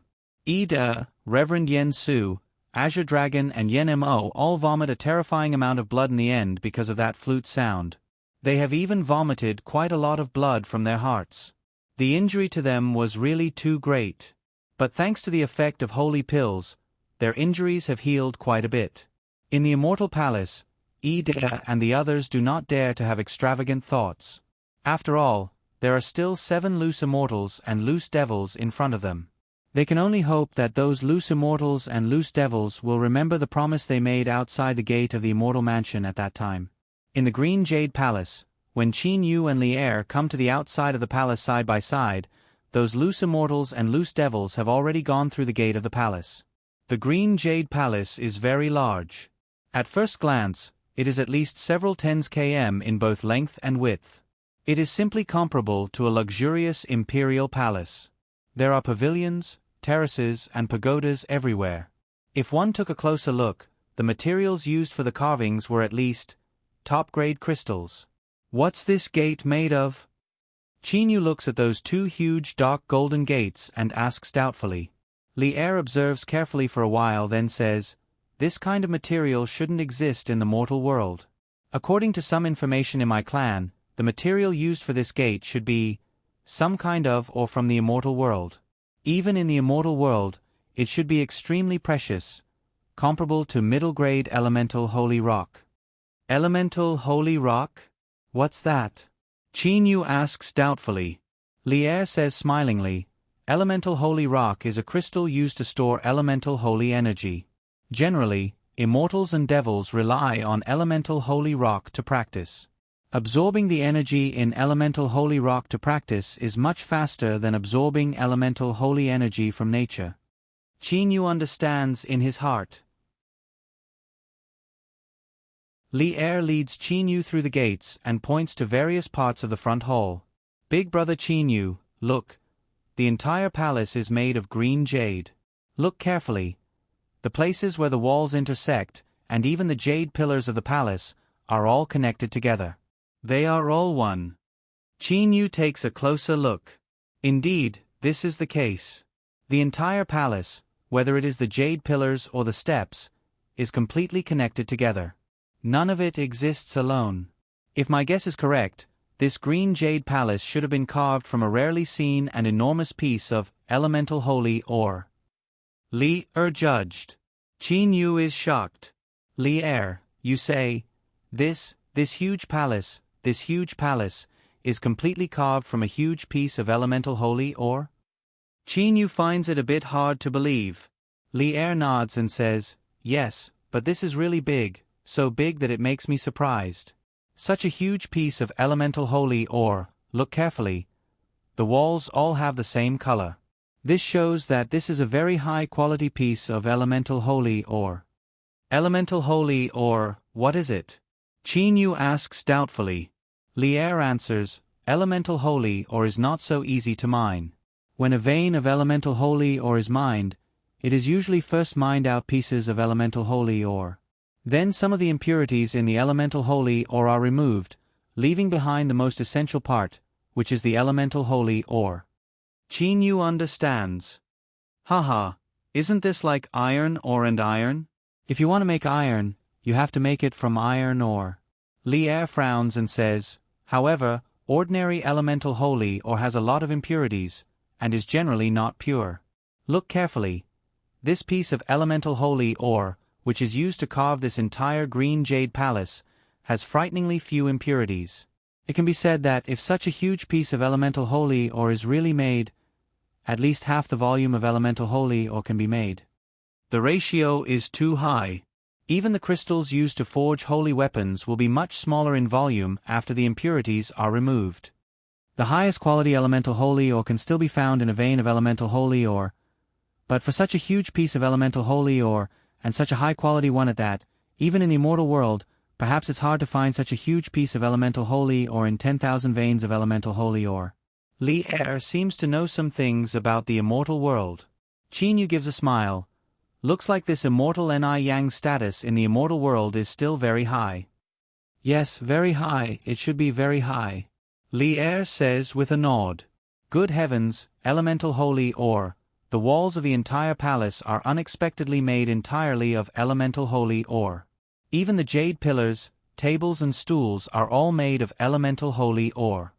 The 7 loose immortals and loose devils like old Taoist Gon Su carefully examine the square in the center of the palace. In the end, they even discuss with each other. Almost doubting, then confirming. In the end, they finally confirm one thing. This palace is full of elemental holy ore. After all, old Taoist Gon Su's group is only a 3rd tribulation loose immortal at most, so they basically have never seen elemental holy ore. They have only heard about it from some seniors. But after relying on their own hearsay and almost verifying it, they finally confirm it. Li Er has made a judgment at a glance, but these loose immortals and loose devils have examined it for a long time. Junior brother Gon Ming, junior brother Gon Shan, our chance to soar has come. As long as we have this piece of elemental holy ore, no matter if it's the Qingshu Temple or us, we'll be able to reach unprecedented heights in 1,000,000 years.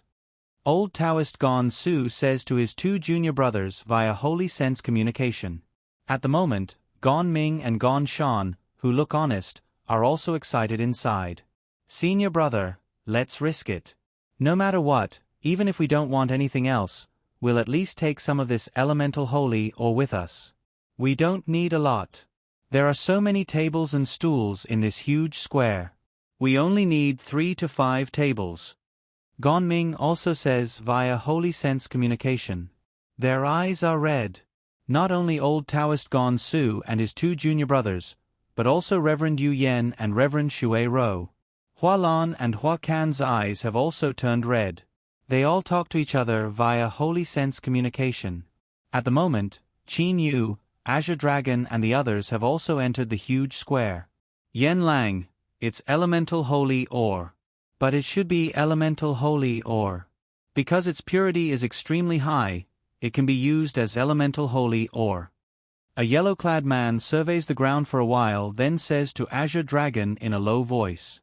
The Dragon Clan's knowledge is indeed incomparable to that of other Zyationists. Azure Dragon says with a sigh in a low voice, "What a pity. If I had known earlier that this 9 Swords Immortal Mansion was such a treasured place, I would have let those loose demon seniors of my clan come here this time." Yen Lang, there's no other way. There's an extremely large amount of elemental holy ore here. Presumably those loose immortals and loose devils won't care too much if we take some away. If there's really no other way, we'll have to join hands and rob by force. That yellow-clad man's eyes flash with fierceness. No hurry. It won't be too late to get into action at the end. Azure Dragon says. Azure Dragon, Qin Yu, Yen Mo and Ida are not the main characters at the moment. The main characters are those 7 loose immortals and loose devils.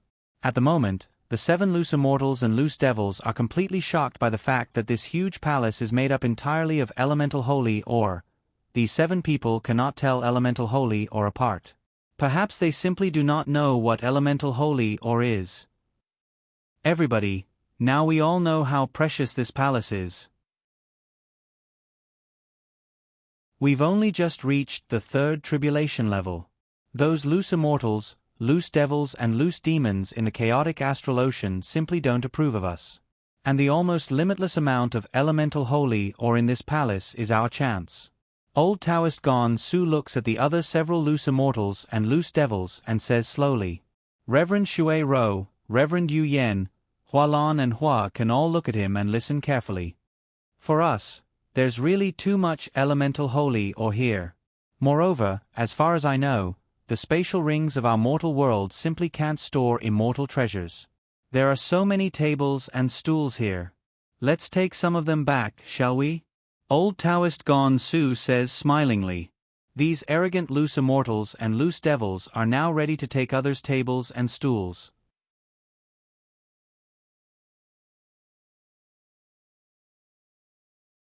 Chapter 202. Suddenly, I felt confused, frustrated. When I returned to school, Tomato was full of ambition, and no difficulties could crush me. But suddenly, everything changed. First, I moved to the dormitory. There was no internet or phone connection. Tomato couldn't go online at all. He could apply for a wireless internet service, but he didn't know how. For the past 2 days, Tomato wrote in the dormitory and went to the all-night classroom to update on the school's wireless internet service. But the all-night classroom was very popular. When Tomato went there, it was always full. Tomato used to go online on his laptop in the hallway outside the classroom so that there could be a wireless internet service here. Yes, it was possible to upload to an internet cafe, but the new dormitory was inside the school, and the nearest internet cafe was quite far away. Also, the internet cafes around the school were always full. I felt very tired. No matter if it was the all-night classroom or the internet cafe, there was a shortage of seats. I was like an idiot, waiting outside to update. Sometimes, I would update in the hallway. I felt tired. During the summer break, I was full of ambition, saying that I could write 2 chapters a day, but when I looked at the class schedule, I was dumbfounded. Monday, my schedule was almost full in the morning and afternoon, and I had an elective class in the evening. When was I going to write? When was I going to upload? 3rd year. So it was the most important semester. I suddenly felt like my world was collapsing. It seemed like I couldn't complete my mission. 2 chapters a day, it was really difficult to complete. If the dormitory had internet, Tomato could stay up late, but there was no internet in the dormitory. Originally, I said that I would explode today. Tomato also said that I would explode. But suddenly, I couldn't explode, especially when I just found out about the class schedule. It felt very oppressive, very heavy. Tomato was a man of his word, but when he couldn't fulfill it, Tomato felt very uncomfortable. Tomato wasn't a good student. He wrote every day, and he majored in mathematics. It wasn't something that could be memorized. He had to take a makeup exam when school started, so he had to attend classes and update. It was very stressful, and I felt like I couldn't breathe. Tomato used to do so and so. He needed to get monthly votes. Forget it, I won't try to get on the monthly votes leaderboard. Tomato won't try to get on the leaderboard. As for updates, Tomato guaranteed that he would update at least 1 chapter every day. When he was free, he would write more. When he was nervous, he would update less. Tomato tried his best to write the story. He could only try his best to improve on the quality. Tomato felt that he had lost face. He had said that he couldn't complete the mission, and he really couldn't do it. Monthly votes, forget it. She was too embarrassed to ask for the tomato. I'll update it in the future. I'll update it every night before 8 p.m. I'll update it as much as I can, at least 1 chapter. That's all.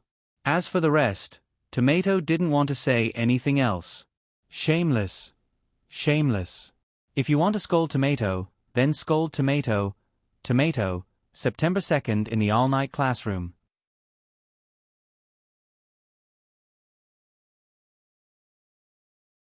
Chapter 203. The spatial rings of old Taoist Gonsu and the others are only ordinary spatial rings. After all, storage immortal items are even more precious. The forging methods and the materials needed to forge them are really too rare. Just the materials alone are hard to gather, not to mention the forging methods. Shoulder them and hand them? Even loose immortals, how many can they take? Hualan says smilingly, what old Taoist Gonsu said makes sense. There are so many tables and stools here, how many can we take? You can take as many as you want. It'll depend on your own ability. Don't be so formal, my brother will take the lead.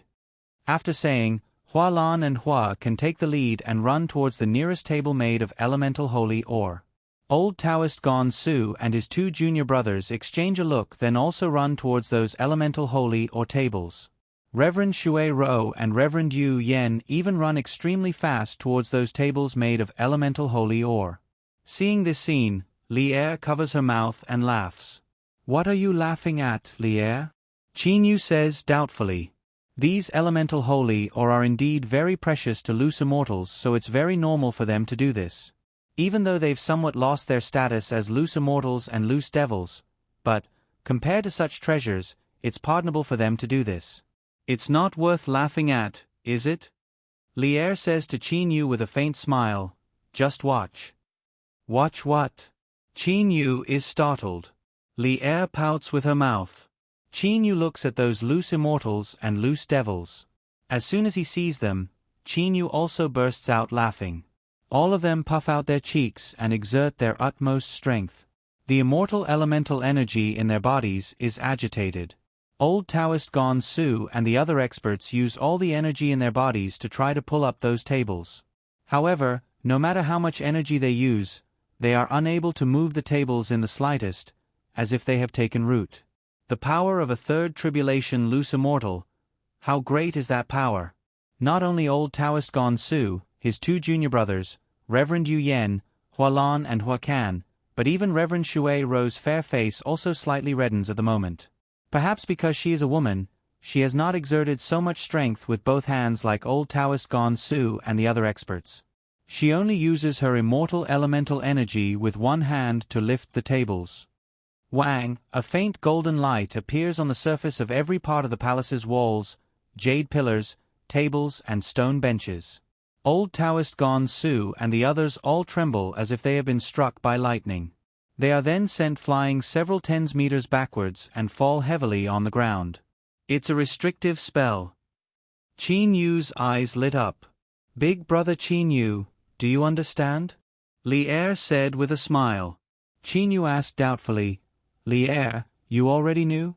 Li Er says with a smile, Big brother Qin Yu, this is an immortal's mansion. How can things in an immortal's mansion be taken away by people who want to? Moreover, these stone pillars and tables here are all connected together. What's so strange about having a restriction formation here? It would be strange if that immortal Ni Yang didn't have a restriction formation here. How will these loose immortals and loose devils react now? Qin Yu asked smilingly. You'll know when you see it. Li Er wrinkled her nose and giggled.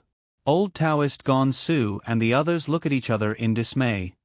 Haha, we also underestimated that immortal Ni Yang. Since he was able to leave behind such a precious palace, how could he not have some defensive measures? We were impatient.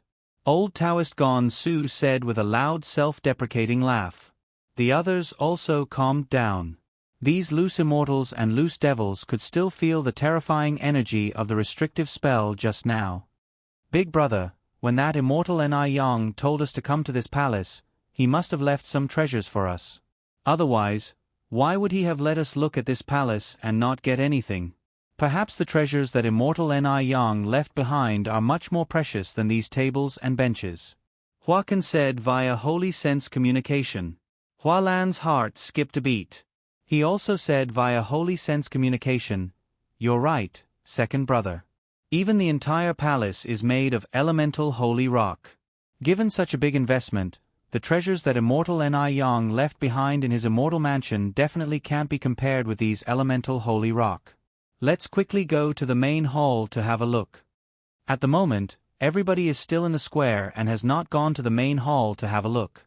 Hualan immediately calls out to his brothers. The two of them then go straight for the main hall behind the square. He does not care whether old Taoist Gon Su and the others go or not. Perhaps he will be even happier if they do not go.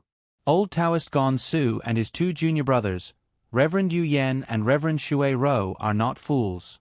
Seeing this, everybody rushes towards the main hall at the end of the square.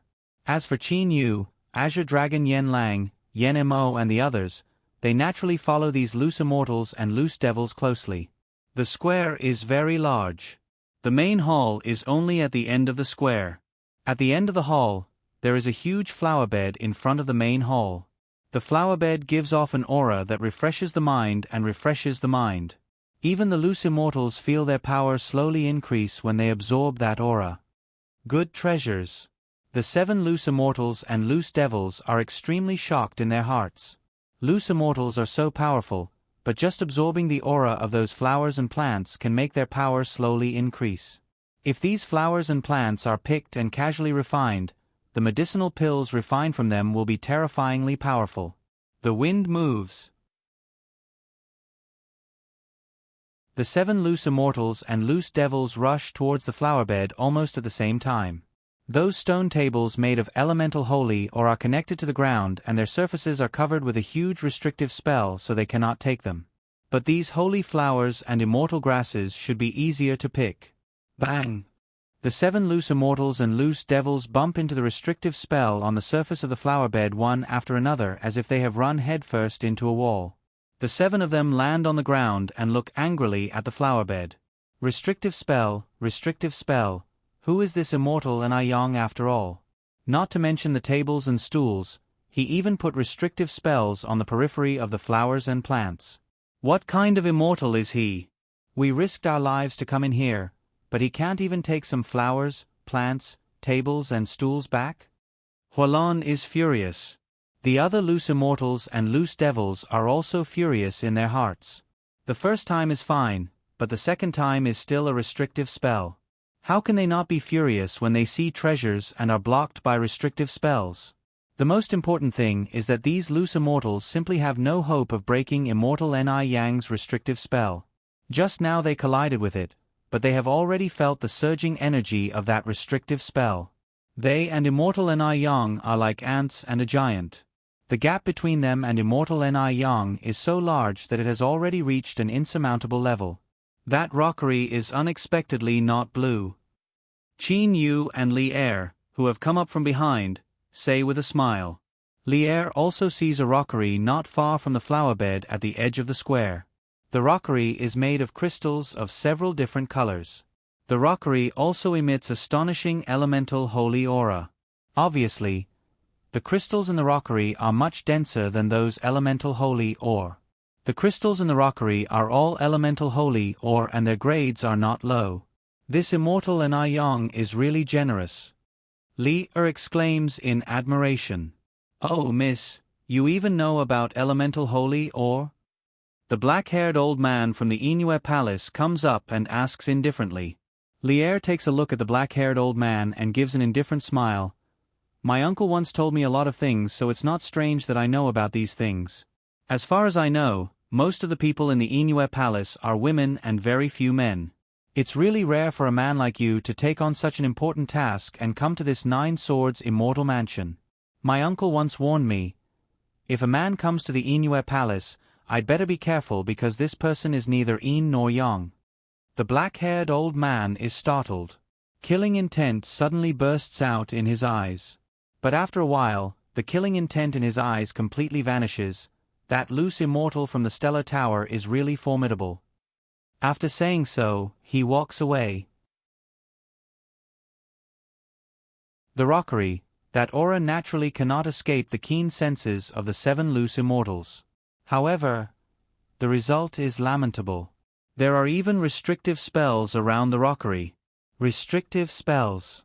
Restrictive spells. They are still restrictive spells. Not only the flower beds and the rockery, Even the two huge golden dragon sculptures outside the main hall make these loose immortals and loose devils crazy because those golden dragon sculptures are made of metal-type elemental holy rock, which can only be found in the immortal world. Moreover, they are of extremely high quality.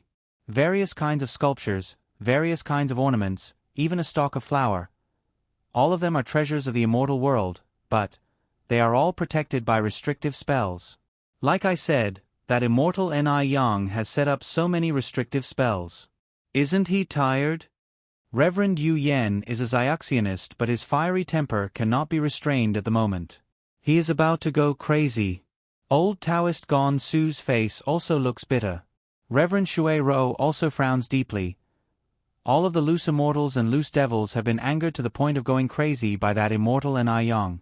In the main hall, when the 7 loose immortals and loose devils enter it, they are dumbfounded because this main hall is empty except for one thing: a stone stele. There is a black stone stele standing on one side of the main hall with 2 characters written on it: Mansion Guarding. Those 2 characters give off a dignified and simple aura, which makes people unable to help focusing their attention on them. Mansion Guarding Stele, Mansion Guarding Stele. Ah!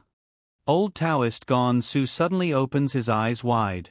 His entire old face immediately turns very red because of the surge of blood in his body. His body trembles and his mouth utters ho-ho involuntarily. He looks like a mortal having an epileptic seizure. Even though it is not so serious, it is not far from it. Old Taoist Gon Su has already remembered the records about the mansion guarding stele in the Qingshu Temple.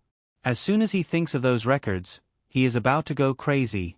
Mansion guarding stele, how can this be? The black-haired old man who came in after the 7 loose immortals and loose devils has also seen that stele.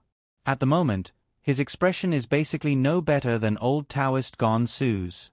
Mansion guarding stele, as soon as the black-haired old man thinks about the meaning of this stele, he wants to go crazy. Generally, only immortals know the secret of mansion guarding steles. Very few people know about it. Both the black-haired old man and old Taoist Gon Su unconsciously learned about the secret of mansion guarding steles by coincidence. At that time they only sighed with emotion. They never thought that they would have a chance to see a mansion guarding stele. The 2 brothers Hua Lan and Hua can take a look at old Taoist Gon Su, then at the black-haired old man who has just come in. The 2 brothers' eyes glitter. Big brother, look at that silly appearance of old Taoist Gon Su and that black-haired old man. They're both staring at this stele in a daze. It seems they've been greatly stimulated. I think this stele definitely contains some secret. Huakan says, using his holy sense. Hualan also nods.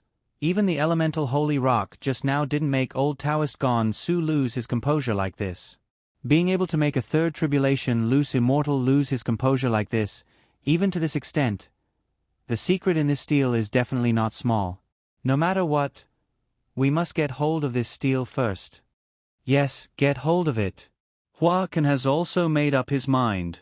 Hua Lan and Hua can simply do not know the secret of mansion guarding steles, but just from the expressions of old Taoist Gon Su and the black-haired old man, they can tell that this stele is definitely more precious than elemental holy rock.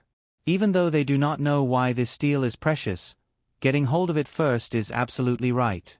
At the moment, Reverend Yu Yen and Reverend Shui Ro also notice that something is wrong.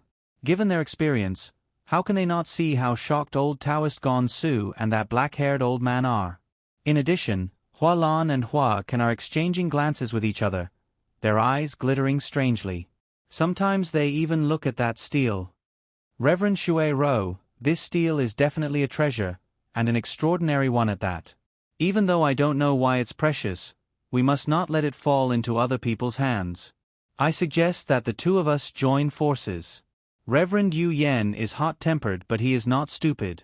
Reverend Shui Ro immediately says, "That's good. Both sides are more powerful than us. Only if we join forces can we have a chance." Through holy sense communication, the 2 of them have made an agreement. Mansion guarding stele, good God, how can it be? As soon as Azure Dragon and the 3 yellow-clad men come in, one of them says in shock. Hearing the yellow-clad man's voice, old Taoist Gon Su and the black-haired old man finally wake up completely. As soon as they wake up, the eyes of both old Taoist Gon Su and the black-haired old man radiate extremely terrifying light. They stare fiercely at that mansion guarding steel. At the moment, the two of them have lost all manners and even their eyes have turned red. That black-haired old man takes a look at old Taoist Gon Su, then looks at Reverend Yu Yen, Reverend Shui Ro and Hualan and his brother. Seeming to find that he is too weak, he immediately takes a deep breath and forcibly suppresses the greed at the bottom of his heart.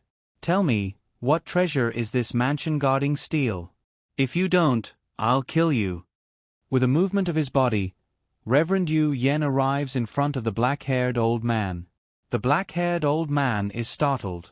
The others also have astonished expressions. Tell me. Reverend Yu Yen looks angrily at the black-haired old man. The black-haired old man says in terror at once, Reverend, I've read about the secret of this mansion guarding steel in an ancient letter of the Inue Palace. Shut up. Don't tell me. Old Taoist Gon Su shouts angrily. You shut up. Reverend Shui Ro, Reverend Yu Yen, Hualan and Hua can shout almost at the same time. Old Taoist Gon Su is immediately stupefied. Go on. Reverend Yu Yen stares at the black-haired old man. At the moment, Reverend Shui Ro, Hualan and Hua Can are all eager to know what kind of treasure this mansion guarding steel is. Seeing those loose immortals and loose devils ready to fight, the black-haired old man takes a deep breath at once, suppresses the terror in his heart and says, I learned from that letter that mansion guarding steels are usually used by powerful immortals in the immortal world to guard their palaces when they build them. Generally, when a palace has an owner, the steel will be kept inside the owner's body. But now it looks like this immortal Ni Yang released the steel because... Don't talk nonsense. What's the benefit of getting this steel? Hualan shouts.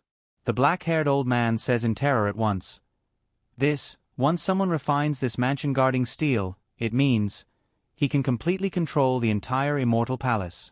The entire immortal palace will belong to that person. Whether it's those near-limitless elemental holy rocks, those immortal grasses and holy flowers or the other treasures in the palace, they'll all belong to that person. As soon as the black-haired old man finishes speaking, an extremely rough breathing sound rises in the main hall.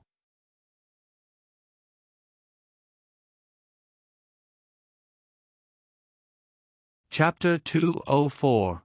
The atmosphere in the main hall is as taut as a string in an instant. Old Taoist Gon Su's pupils contract. His entire body's aura is immediately restrained. At the moment, he is like a leopard before it attacks. An ice-cold light shoots out from his eyes and sweeps over the other loose immortals and loose devils. Reverend Yu Yen, Reverend Shui Ro, Hualan and Hua can all become vigilant in an instant. Men die for wealth just as birds die for food.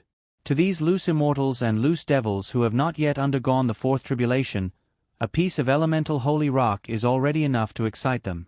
At that time, after they determined that the entire palace was made entirely of elemental holy rock, none of them tried in vain to obtain the entire palace. They only wanted to obtain the tables and stools. It is not that they did not want to obtain the entire palace, but that they did not dare to. It is like when a mortal sees a mountain of gold and a sea of silver one day, they will be terrified, because the wealth is beyond their imagination. They will feel fear in their hearts. These loose immortals and loose devils are facing a palace as big as an imperial palace on the Qianlong continent and made entirely of elemental holy rock. They are terrified. So many elemental holy rock has subconsciously frightened them. A table and a few stools were enough to make them lose control of themselves. Moreover, there are so many of them that they cannot move them.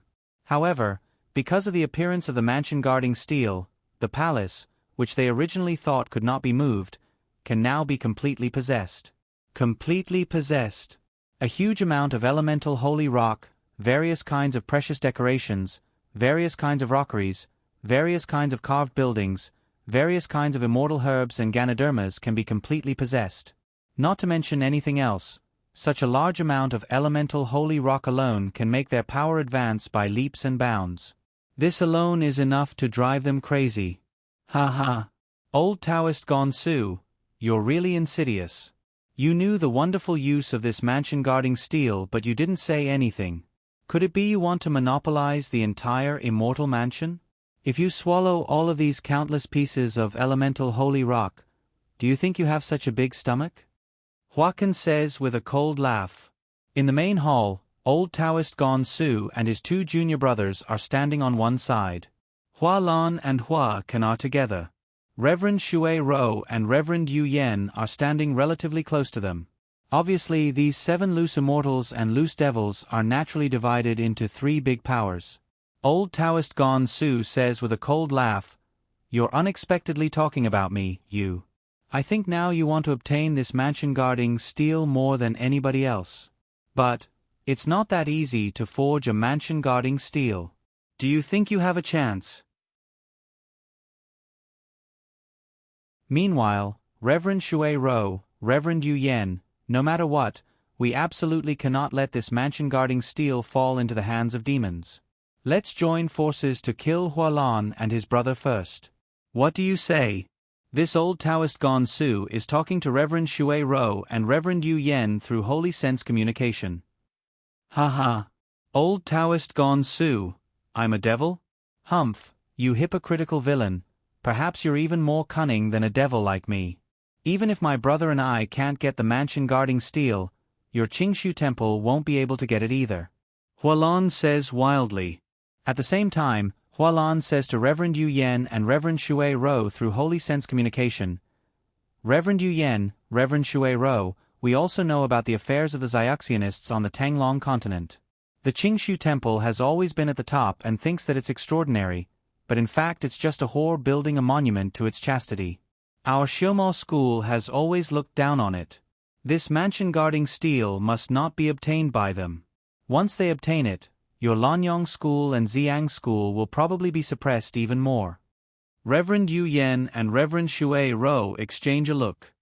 Gon Su, dealing with devils is naturally what we Xiaxianists should do. But there's only one mansion guarding steel, so it's a bit troublesome to distribute it. Reverend Yu Yen says to old Taoist Gon Su through holy sense communication. Reverend Yu Yen, the distribution of this mansion guarding steel is naturally easy to discuss. After all, our distribution is a loose immortal internal affair. No matter what, we can't let that devil get involved. Old Taoist Gon Su replies using holy sense communication. He then shouts at Hua Lan, "The master of this immortal mansion is an immortal. You still want to seize it, you're dreaming, you devil." I'm dreaming? Don't tell me it's not a dream for a little loose immortal like you to want to obtain such an immortal palace? Hua Lan says with a cold laugh. Hua Lan, that Qingshu temple is indeed at the top of the Xiaxianist schools, suppressing us by a head. We certainly know that they're very hypocritical. No matter what, Reverend Yu Yen and I naturally don't want this immortal mansion to be obtained by old Taoist Gon Su. Reverend Shui Rou says to Hua Lan through holy sense communication. All right, then let's join forces to kill old Taoist Gon Su and the other 2 first. In the end, we'll distribute it slowly. Hua Lan immediately says through holy sense communication. Chaos. In the main hall, the 3 powers are attacking each other with sharp words. However, they are secretly seizing the opportunity to rope in other powers. None of these 7 loose immortals and loose devils is a fool. All of them are very cunning. How trustworthy can an agreement reached through holy sense communication like this be? The loose immortals and loose devils are angrily rebuking each other. Azure Dragon Yen Lang, his 3 subordinates, Yen Mo, Reverend Yen Su, Yi De, Qin Yu and Li Er and that black-haired old man are all watching this scene in the main hall in astonishment. They can hear what is said verbally, but they do not know what is said through holy sense communication. All of a sudden, old Taoist Gon Su stops talking. Hua Lan and his brother also stop talking.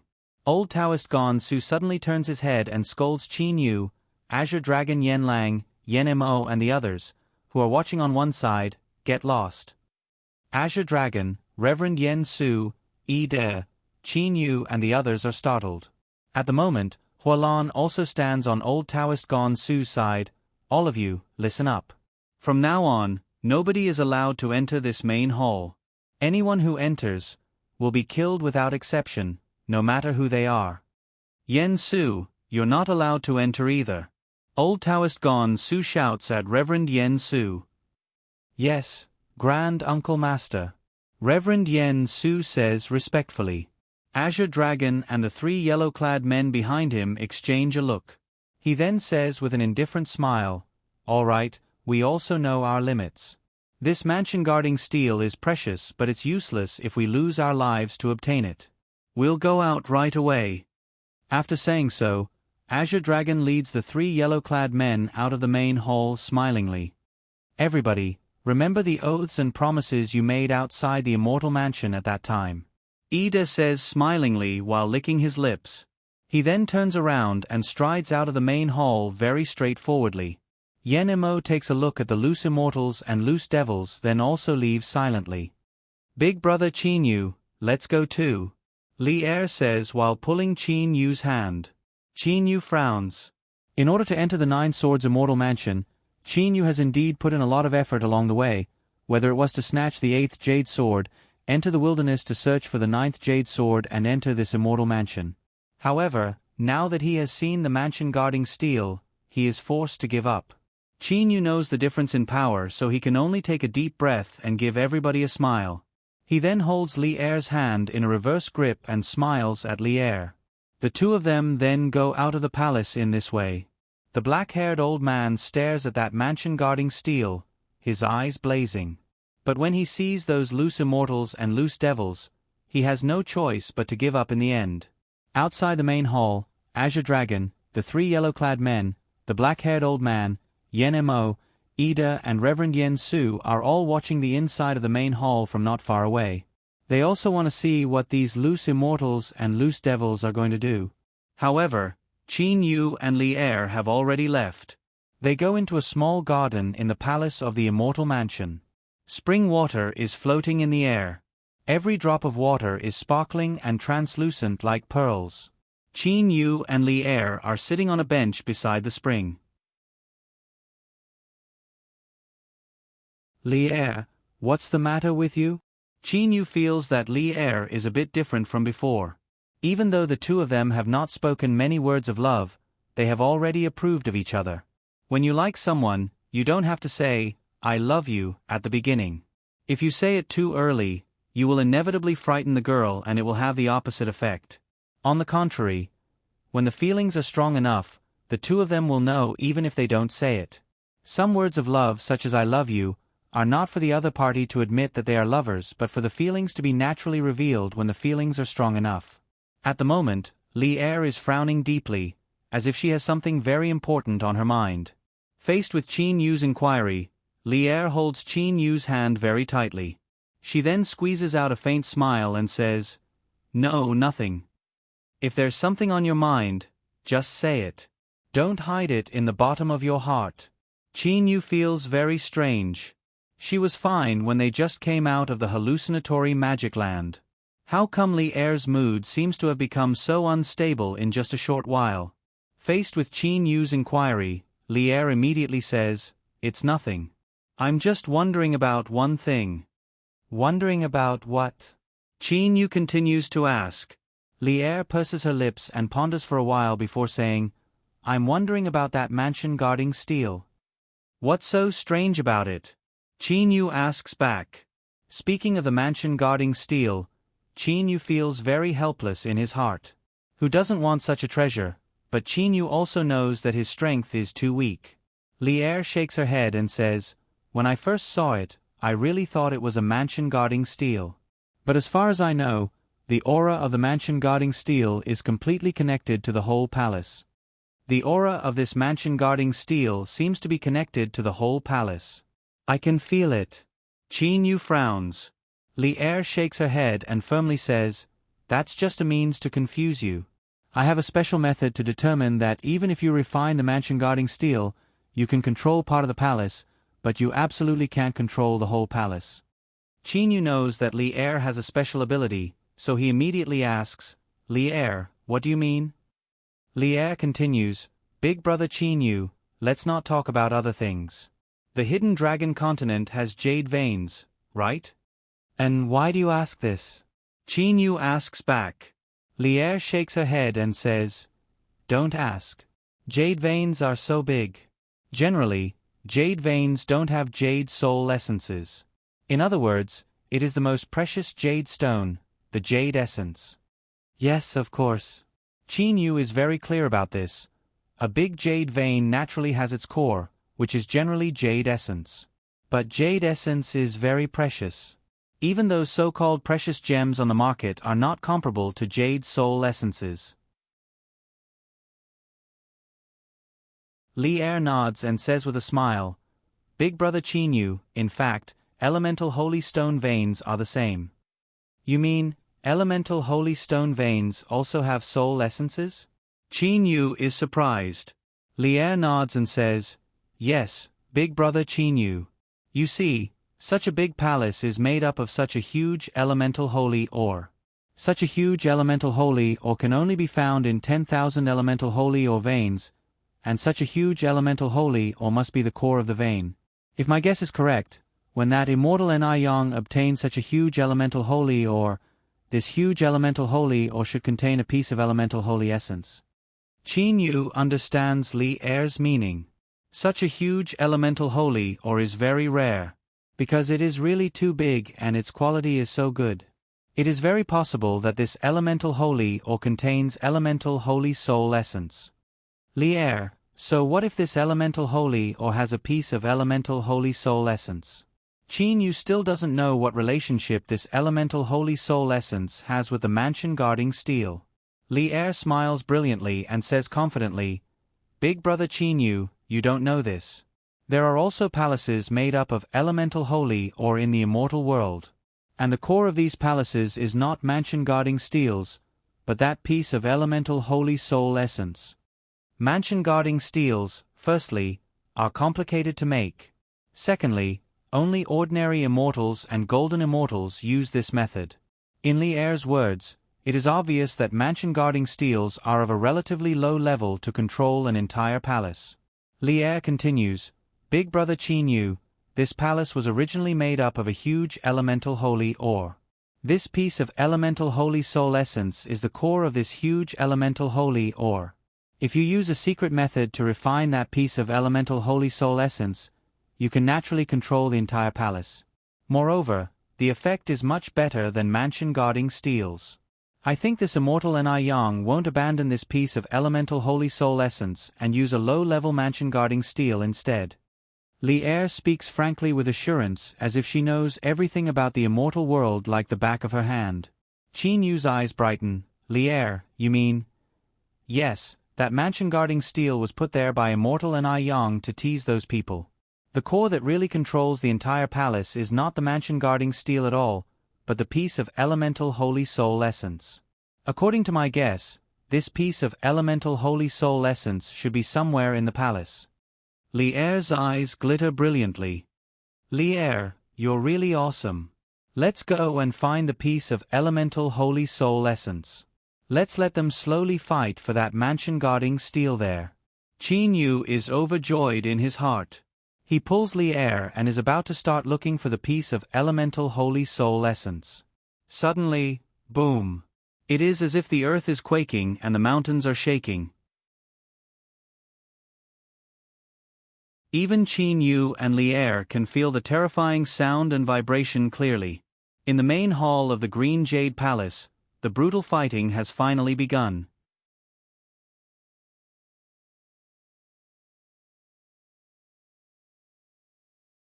Chapter 205. Outside the main hall, Yen Mo, Ida, Reverend Yen Su, the black-haired old man and the others are all watching everything that is happening in the main hall in shock. That cruel fighting and those vicious attacks simply leave no chance for survival. They only see numerous blurs, sword rays going on a rampage in the main hall and all kinds of restrictive spells and seals exploding non-stop. Loose immortals and loose devils are all people who have lost their physical bodies. A loose immortal's body is not like a physical body, so even if it is pierced through by a sword or knife, it will not be a serious injury. Only by destroying the opponent's Yuanying and soul can it be fatal. Unique moves. Forbidden moves. Insidious moves. Every move is used. Old Taoist Gon Su's face is ferocious. His robe has long been tattered and his face has even been cut by sword rays. But he does not want to waste his power to heal the wounds on his face. Despite the blood on his face, he just keeps attacking Hualan and Hua Can non-stop. Ah, Reverend Yu Yen, Reverend Shui Ro. Hualan roars furiously while attacking madly at the same time. It was originally agreed that Reverend Yu Yen and Reverend Shui Ro would help them.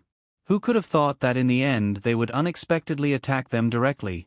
The loose immortals have joined forces to attack the two brothers, so naturally they are at a disadvantage. However, Hualan and Hua Can are after all third tribulation loose devils, so it is not easy to kill them. If Hualan risks his life, it is not impossible for him to kill one of Old Taoist Gon Su, Reverend Shui Ro or Reverend Yu Yen. The fighting is fierce. They want to kill others, but they do not want to die. After all, they have to stay alive to refine mansion-guarding steels. A piece of gold can make beggars go crazy, but a gold mountain is enough to make countless beggars fight each other madly. At the moment, these loose immortals and loose devils who have not even reached the fourth tribulation are like this. A huge palace the size of an imperial palace is made entirely of elemental holy rock, in the eyes of these loose immortals and loose devils. To them, this palace is no less than a gold mountain for beggars. Madness and slaughter. Obtaining this palace means that their status will be improved in a straight line and their power will advance by leaps and bounds. It will also become much easier to overcome the loose immortal tribulation.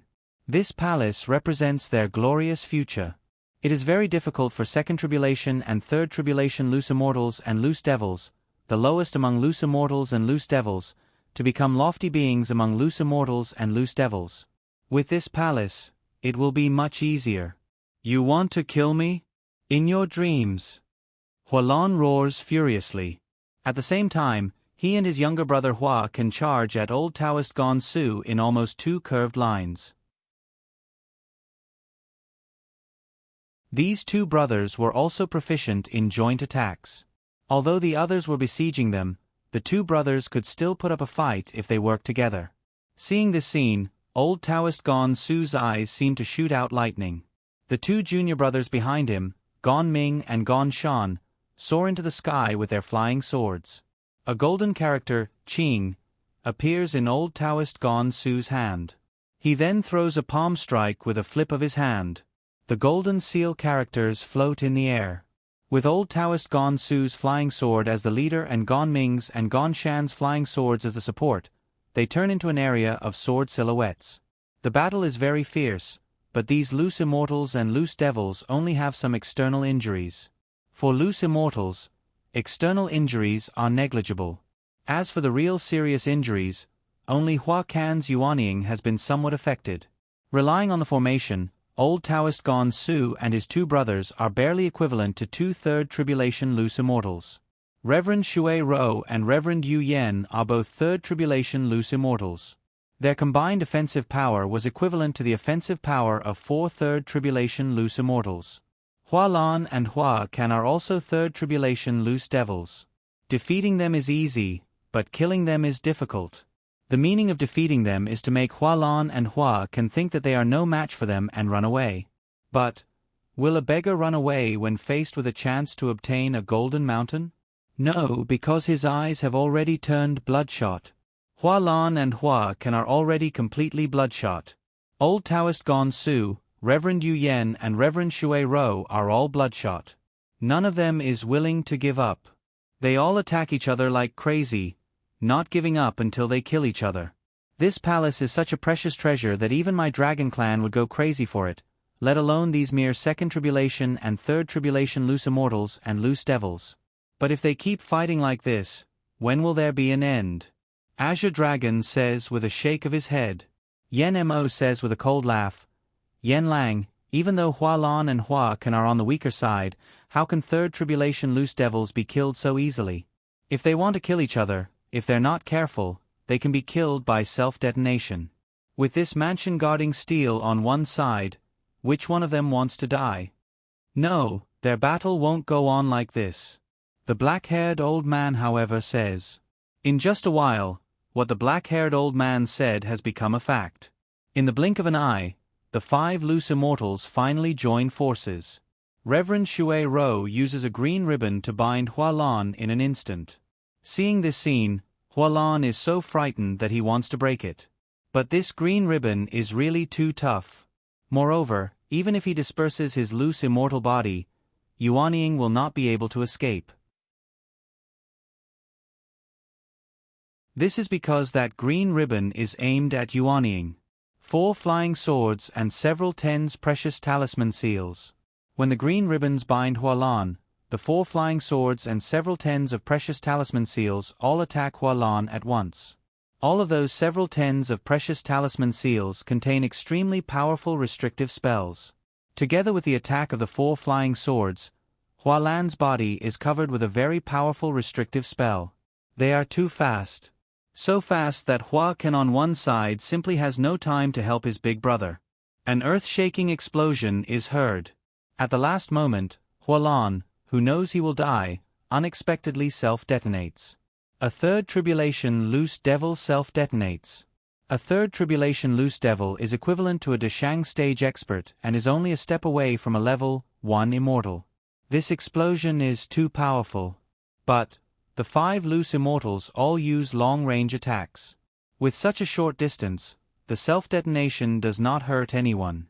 But many holy weapons have been destroyed. An extremely rare green ribbon was blasted into pieces. Of the 4 flying swords, only 2 were lucky enough to survive. But Gong Ming's and Gong Shan's flying swords have been blown into pieces. Old Taoist Gong Su's and Reverend Yu Yan's flying swords are all precious low-grade immortal weapons left behind by their school seniors. Big brother! Hua Can shouts in grief. His voice seems to be heart-wrenching. Still not attacking? Old Taoist Gong Su shouts. Immediately, he and Reverend Yu Yan attack again. Reverend Shui Rou, however, has a gloomy expression on her face. That ribbon of hers is not an immortal weapon, but it is also a top-grade holy weapon. The most important thing is, this ribbon has the ability to bind Yuanying. When facing a loose immortal or loose devil, if she catches him off guard and binds him with the ribbon, it will be very easy for her to kill him. However, it was extremely difficult to refine this ribbon. Firstly, it required a lot of materials. Secondly, only her Grandmaster had succeeded in refining it. Her Grandmaster had entered the chaotic astral ocean a long time ago and had not returned for several thousand years. Who knew whether she had died in the chaotic astral ocean or had failed to cross the loose immortal tribulation? It is definitely no less precious than a low-grade immortal weapon, but it has been destroyed just like that. However, as soon as she thinks of the Green Jade Palace, the nearly endless amount of elemental holy rock and countless other treasures, she suppresses the anger in her heart. I swear to heaven, Qingshu Temple, Xiang School, Lanyang School, I'll definitely make you pay with your blood one day. While his voice is still echoing in the main hall, Hua Can has already rushed out of the main hall and escaped. If Hua Can were to fight them here, old Taoist Gong Su and the others would still be able to join forces to think of a way to kill him. But if Hua Can were to give up on seizing that mansion guarding steel and escape directly, they would have no chance at all. The 5 loose immortals, including old Taoist Gong Su and his 2 junior brothers, Reverend Shui Rou and Reverend Yu Yan, cannot help stopping. Boom! A series of explosions come in from outside the hall. At the same time, a miserable cry is heard. Old Taoist Gong Su, killing this Reverend Yen Su can be considered a bit of interest. Hua Can's voice resounds through the entire square. Reverend Yen Su, who was originally standing, has already been turned into flying ashes. A late Kongming stage Reverend Yen Su does not even have the power to fight back against a strike of a third tribulation loose immortal that carries endless hatred. Old Taoist Gong Su's face immediately darkens. But he also knows that even though that voice is echoing in the square, given Hua Can's speed, he has already run to some unknown corner. Old Taoist Gong Su and his 2 junior brothers look at Reverend Shui Rou and Reverend Yu Yan. Only one person can refine a mansion-guarding steel. Who will be the one to refine it? Without Hua Lan and Hua Can, the relationship between old Taoist Gong Su and his 2 juniors and Reverend Shui Rou and Reverend Yu Yan has obviously started to change. None of them is willing to let the other party refine the mansion guarding steel. Since neither side is willing to give it up, then, times the green jade palace is very large.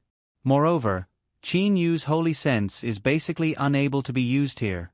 There is basically no need to think too much. This is the palace of immortal Ni Yang. What kind of immortal is immortal Ni Yang? How can his immortal mansion and palace be casually explored by the holy sense of a Zionist who has not even reached the celestial immortal phase? Perhaps only those who are more powerful than immortal Ni Yang can explore this palace. Speed. Qin Yu and Li Er use their speed to explore the palace extremely fast. However, after exploring for a long time, Qin Yu and Li Er have explored several hundred rooms and courtyards. They still have not found that elemental holy essence. In the basement, in the crevices of the rockery, under the spring, Qin Yu and Li Er have searched all the places, no matter if they are hidden or not.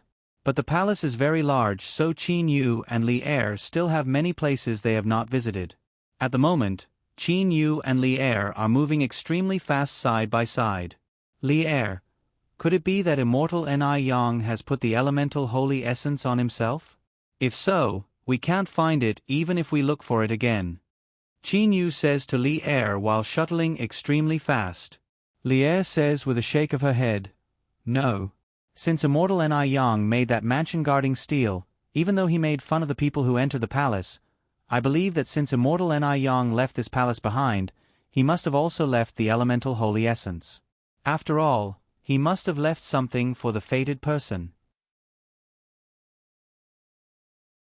Otherwise, wouldn't it be too boring for him to make such a big fuss? That's right. If he didn't leave some treasures behind and instead left a fake mansion guarding steel, that would be really boring." Qin Yu also laughs. At the moment, Qin Yu and Li Er rush into a bedroom. As soon as they open the muslin curtain of the bedroom and enter the bedroom, Qin Yu and Li Er see a black ball the size of a pearl floating in the air in the middle of the bed. Its aura is even purer than that of the mansion guarding steel, and its spiritual aura is also stronger. This, could it be? Even though Qin Yu has never seen an elemental holy essence before, at the moment he also has a bit of a premonition. The elemental holy essence, that's it. Li Er's face is full of surprise and delight. If you look carefully, you can see various kinds of talisman seals and imprints on this ball. Obviously, that immortal Ni Yang refined it into the core of the palace. It's relatively difficult to refine both the mansion guarding steel and the elemental holy essence into cores. But once it's successfully refined, both the mansion guarding steel and the elemental holy essence will be like a space ring, which has a space inside. It's just that this space can only contain the palace. Li Er says excitedly, "As long as you refine this elemental holy essence, you'll be able to take the palace into the elemental holy essence with just a thought." Getting Li Er's confirmation, Qin Yu is overjoyed. This black ball is indeed an elemental holy essence. Moreover, it has already been refined and can easily control the entire palace of the immortal mansion. Moreover, it can also be taken into the elemental holy essence. "Big brother Qin Yu, hurry up and refine it," Li Er says hurriedly. Seeing Qin Yu looking at her, Li Er says with a smile at once, "All right, this palace isn't very useful to me. Moreover, it has protective magic treasures. If you refine this elemental holy essence, it'll be of great benefit to you." Qin Yu ponders for a while, then smiles at Li Er and nods, "All right." Once the elemental holy essence is refined, one can control the entire palace and all the restrictive spells and secret skills of the entire palace. At the same time, one can also know what is happening in any part of the palace. "Reverend Yu Yen, Reverend Shui Ro, please don't worry. I, Gonsu, guarantee that if I refine this mansion guarding steel, you can take whatever treasures you want in this immortal mansion. Even the several tens tables and stools made of elemental holy rock in that square will be given to you." Old Taoist Gonsu says persuasively. Reverend Shui Ro and Reverend Yu Yen, however, laugh coldly in their hearts. Tables and stools? Those several tens tables and stools represent several tens of tables and stools of elemental holy rock. They are indeed tempted, but compared to these tables and stools, are the countless treasures in this huge palace not even more tempting?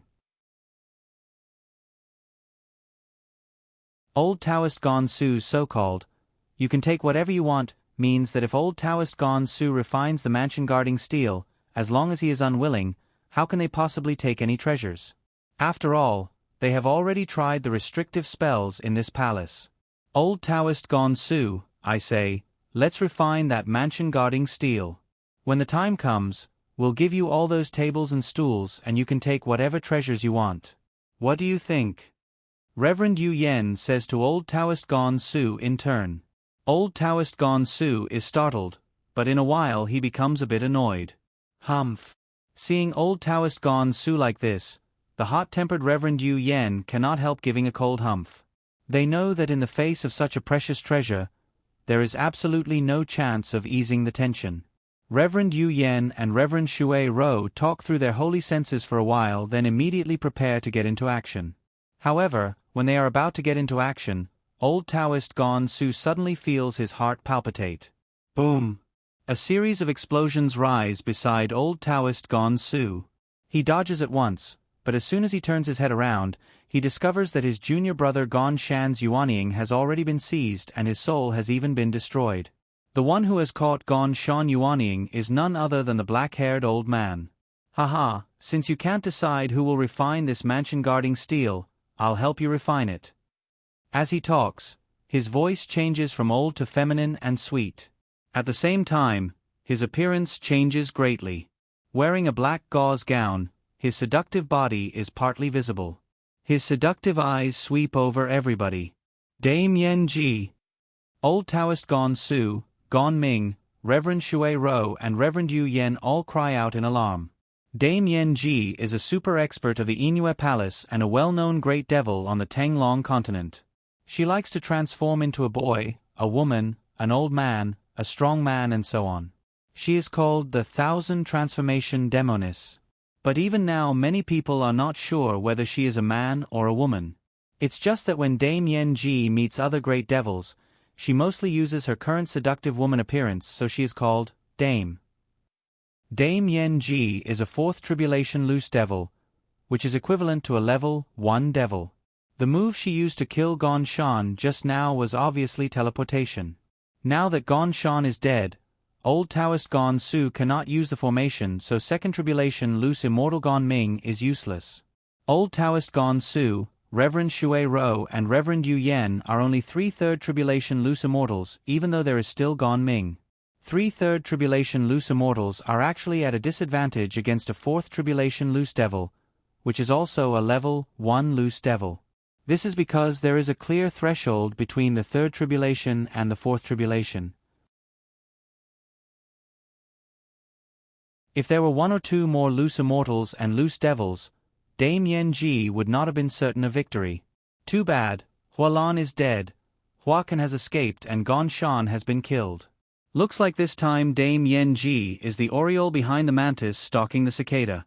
However, when she finds out in the end that the mansion guarding steel is fake after a fight, what expression will she have? But at the moment, Qin Yu is concentrating on refining the elemental holy essence.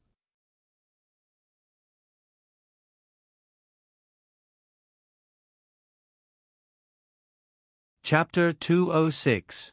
What? All of you don't seem very happy to see me. Dame Yen Ji sweeps everybody with her seductive eyes. After transforming into her true form, she speaks like a woman, totally different from the black-haired old man from a moment ago. Old Taoist Gon Su and Gon Ming gnash their teeth. Their senior brother Gon Shan has already been killed by Dame Yen Ji. This has not only created a great enmity between them, but also weakened the Qingshu Temple's power to seize that mansion guarding steel a lot. How could that be? It's just that elder sister Yen Ji is really very surprising. Who would have thought? That black-haired old man was actually elder sister Yen Ji's disguise. Elder sister Yen Ji's disguise is really similar. Reverend Shui Ro says smilingly. Dame Yen Ji stares at Reverend Yu Yen instead. Reverend Yu Yen is also uneasy in his heart. Just now it was he who shouted at the black-haired old man that Dame Yen Ji transformed into about the mansion guarding steel. The black-haired old man's cowardice and fear just now simply did not arouse anybody's suspicion. Reverend Yu Yen, if I remember correctly, just now it was you who threatened my life to ask about the mansion guarding steel, right? Dame Yen Ji says lightly. At the same time, a faint ice-cold light appears in the bottom of her seductive eyes.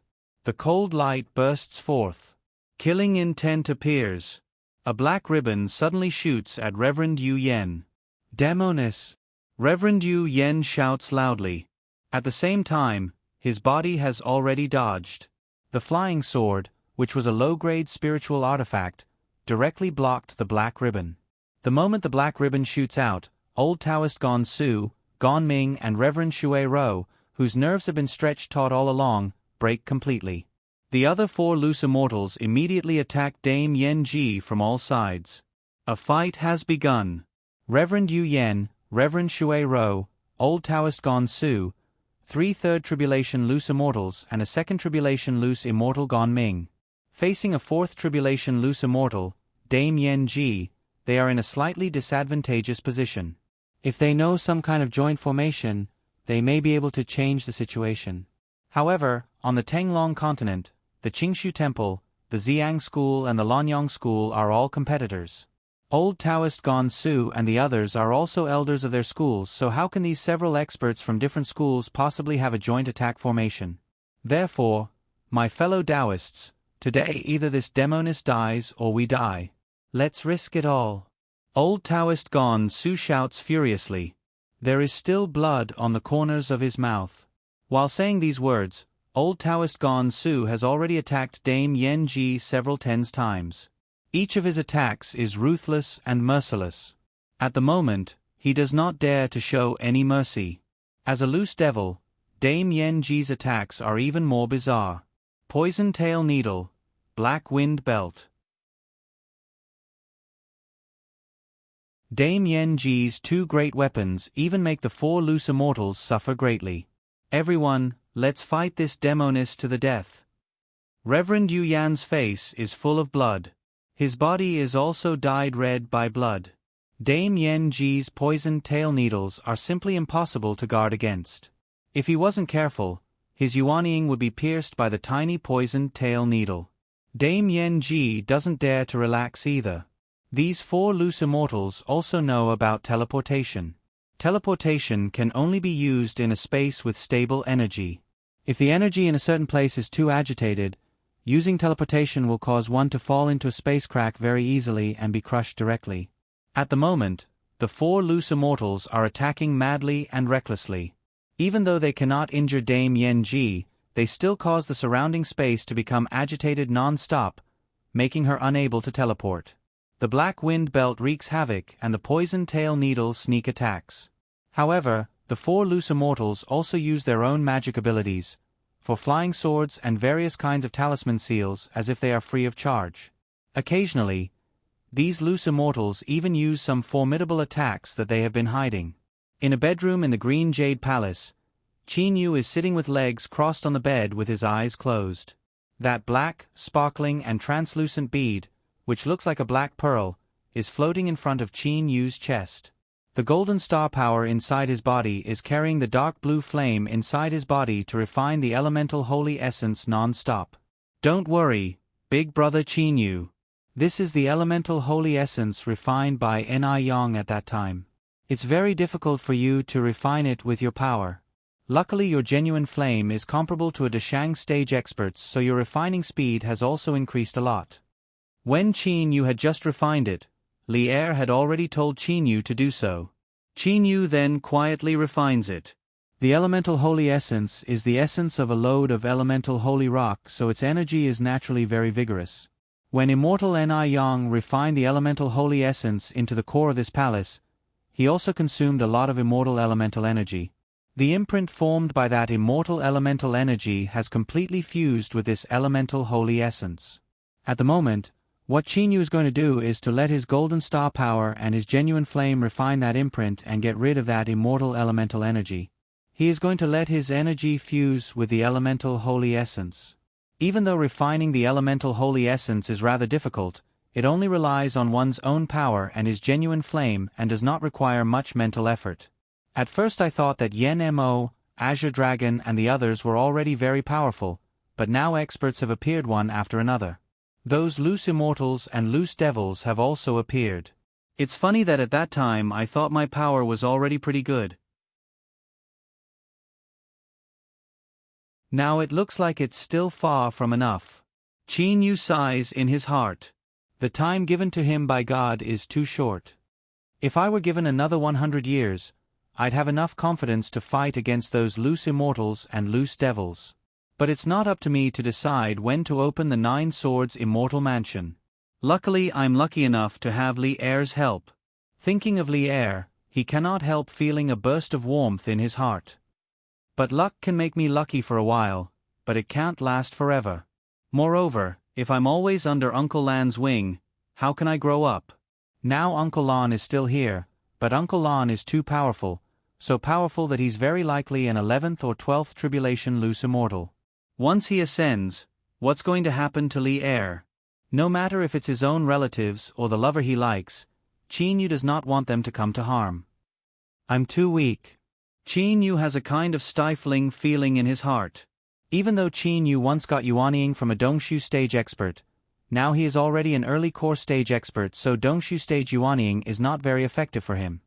If I can get Yuanying from a Kongming stage expert or a Yuanying from a Dujie stage expert, that'll be good. Qin Yu thinks to himself. In terms of soul power, Qin Yu's soul is very solid, so he has the capital to absorb Yuanying from a Kongming stage expert or a Dujie stage expert. But how can that level of Yuanying be so easy to get? After all, compared with loose immortals and loose devils, Qin Yu is somewhat weak. Suddenly, Qin Yu's heart palpitates for a while. He immediately concentrates his spirit completely on the elemental holy essence. Rays of golden brilliance radiate from the surface of the black ball. The golden brilliance is formed by the fusion of Qin Yu's golden star power with the imprint. The 10 fingers are linked to the heart. Qin Yu opens his eyes. Without the slightest hesitation, he cuts his finger and a drop of blood drips out. The elemental holy essence easily absorbs that drop of blood like a sponge. A layer of dazzling blood-red light flashes on the surface of the elemental holy essence. Then it directly merges into Qin Yu's body. Brother Qin Yu, congratulations on successfully refining this elemental holy essence.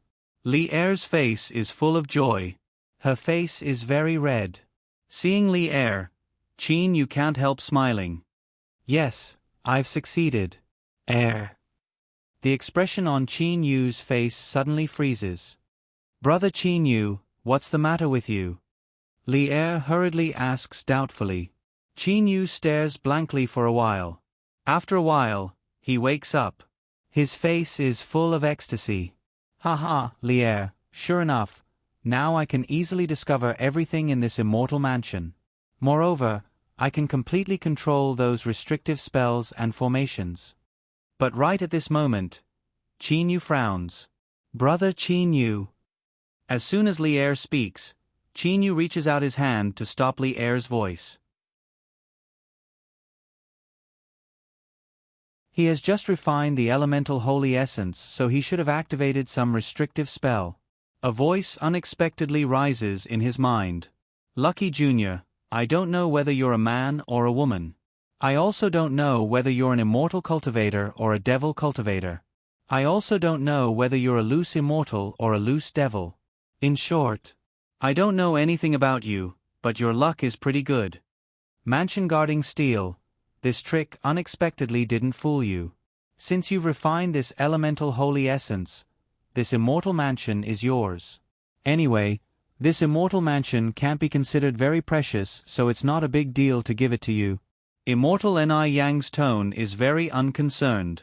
Qin Yu can feel that this immortal Ni Yang really doesn't care about an immortal mansion very much. Good heavens, an immortal mansion that can make loose immortals and loose devils crazy is actually nothing in this immortal's mouth. What kind of VIP is this immortal actually? Qin Yu mutters in his heart. Immortal Ni Yang's voice continues to rise in Qin Yu's mind. Haha, Junior, the real treasure of the 9 Swords Immortal Mansion this time isn't this Qing Yu Immortal Mansion. Let's see whether you'll have a chance to get it or not. To get that treasure, not only do you need power, you also need courage and you also need luck. You can't do without any of the three. Immortal Anai Yong laughs out loud. Qin Yu's heart, however, skips a beat. A treasure that's even more precious than the Qingyu Immortal Mansion? Qin Yu is astonished. Just now he and Li'er talked so much. It's very obvious that elemental holy ore is very precious to loose immortals and loose devils. The whole Immortal Mansion is made of elemental holy ore, and there are even all kinds of decorations, treasures, restrictive spells and secret methods inside. Even 12th Tribulation loose immortals and loose devils should be very excited about it.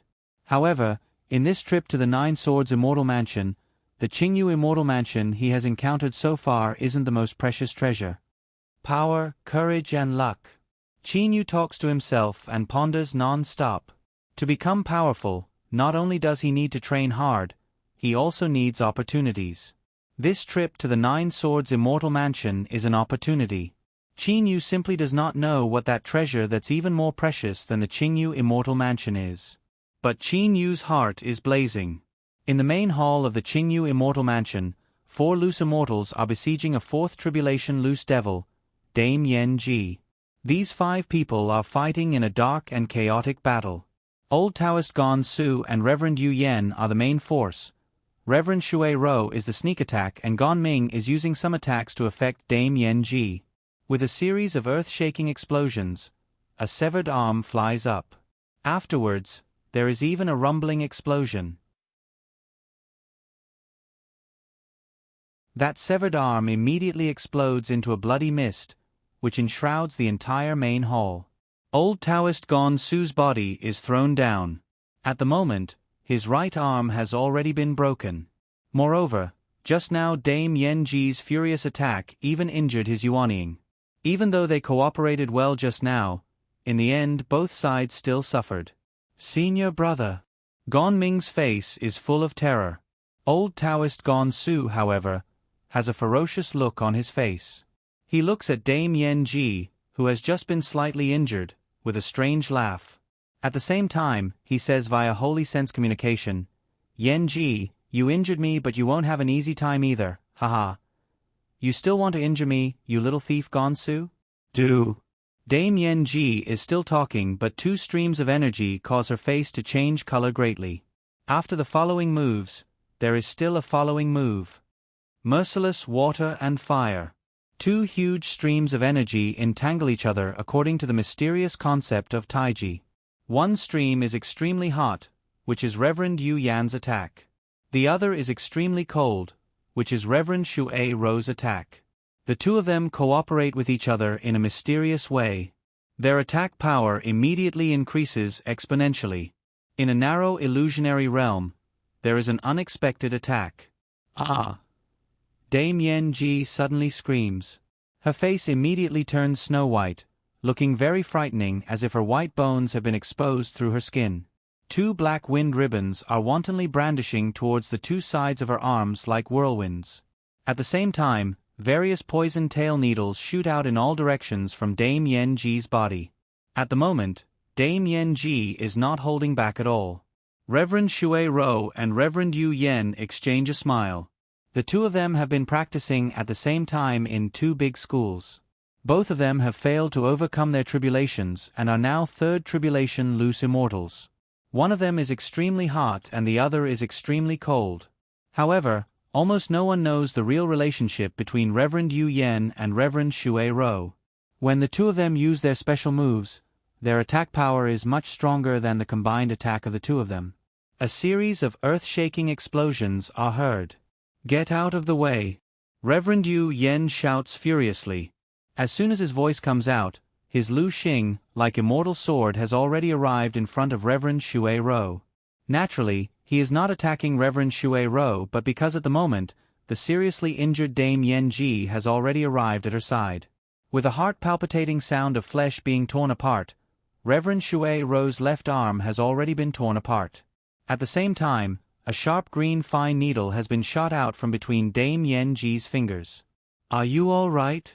Reverend Yu Yen stands beside Reverend Shui Ro and asks nervously.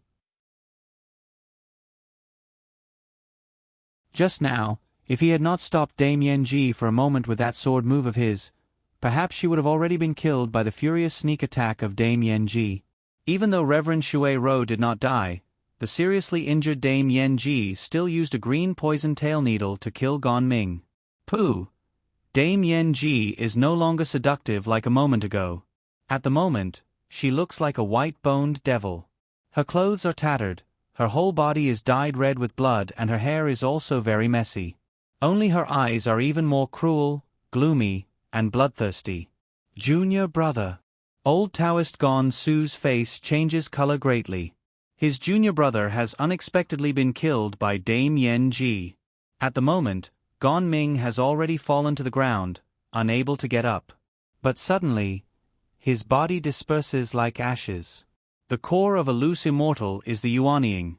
When the Yuanying disappears, the body of a loose immortal will also disperse. If the Yuanying still exists, the body will be able to recover no matter how serious its injuries are. Now Gong Ming's body has turned into ashes, but his Yuanying has disappeared. Oh, where's the Yuanying? Dame Yanji's gloomy face, however, freezes. The poison tail needle has pierced through the Yuanying, but she has not taken away the Yuanying. The others are all under her surveillance, so she definitely will not take away Gong Ming's Yuanying. But where has Gong Ming's Yuanying gone?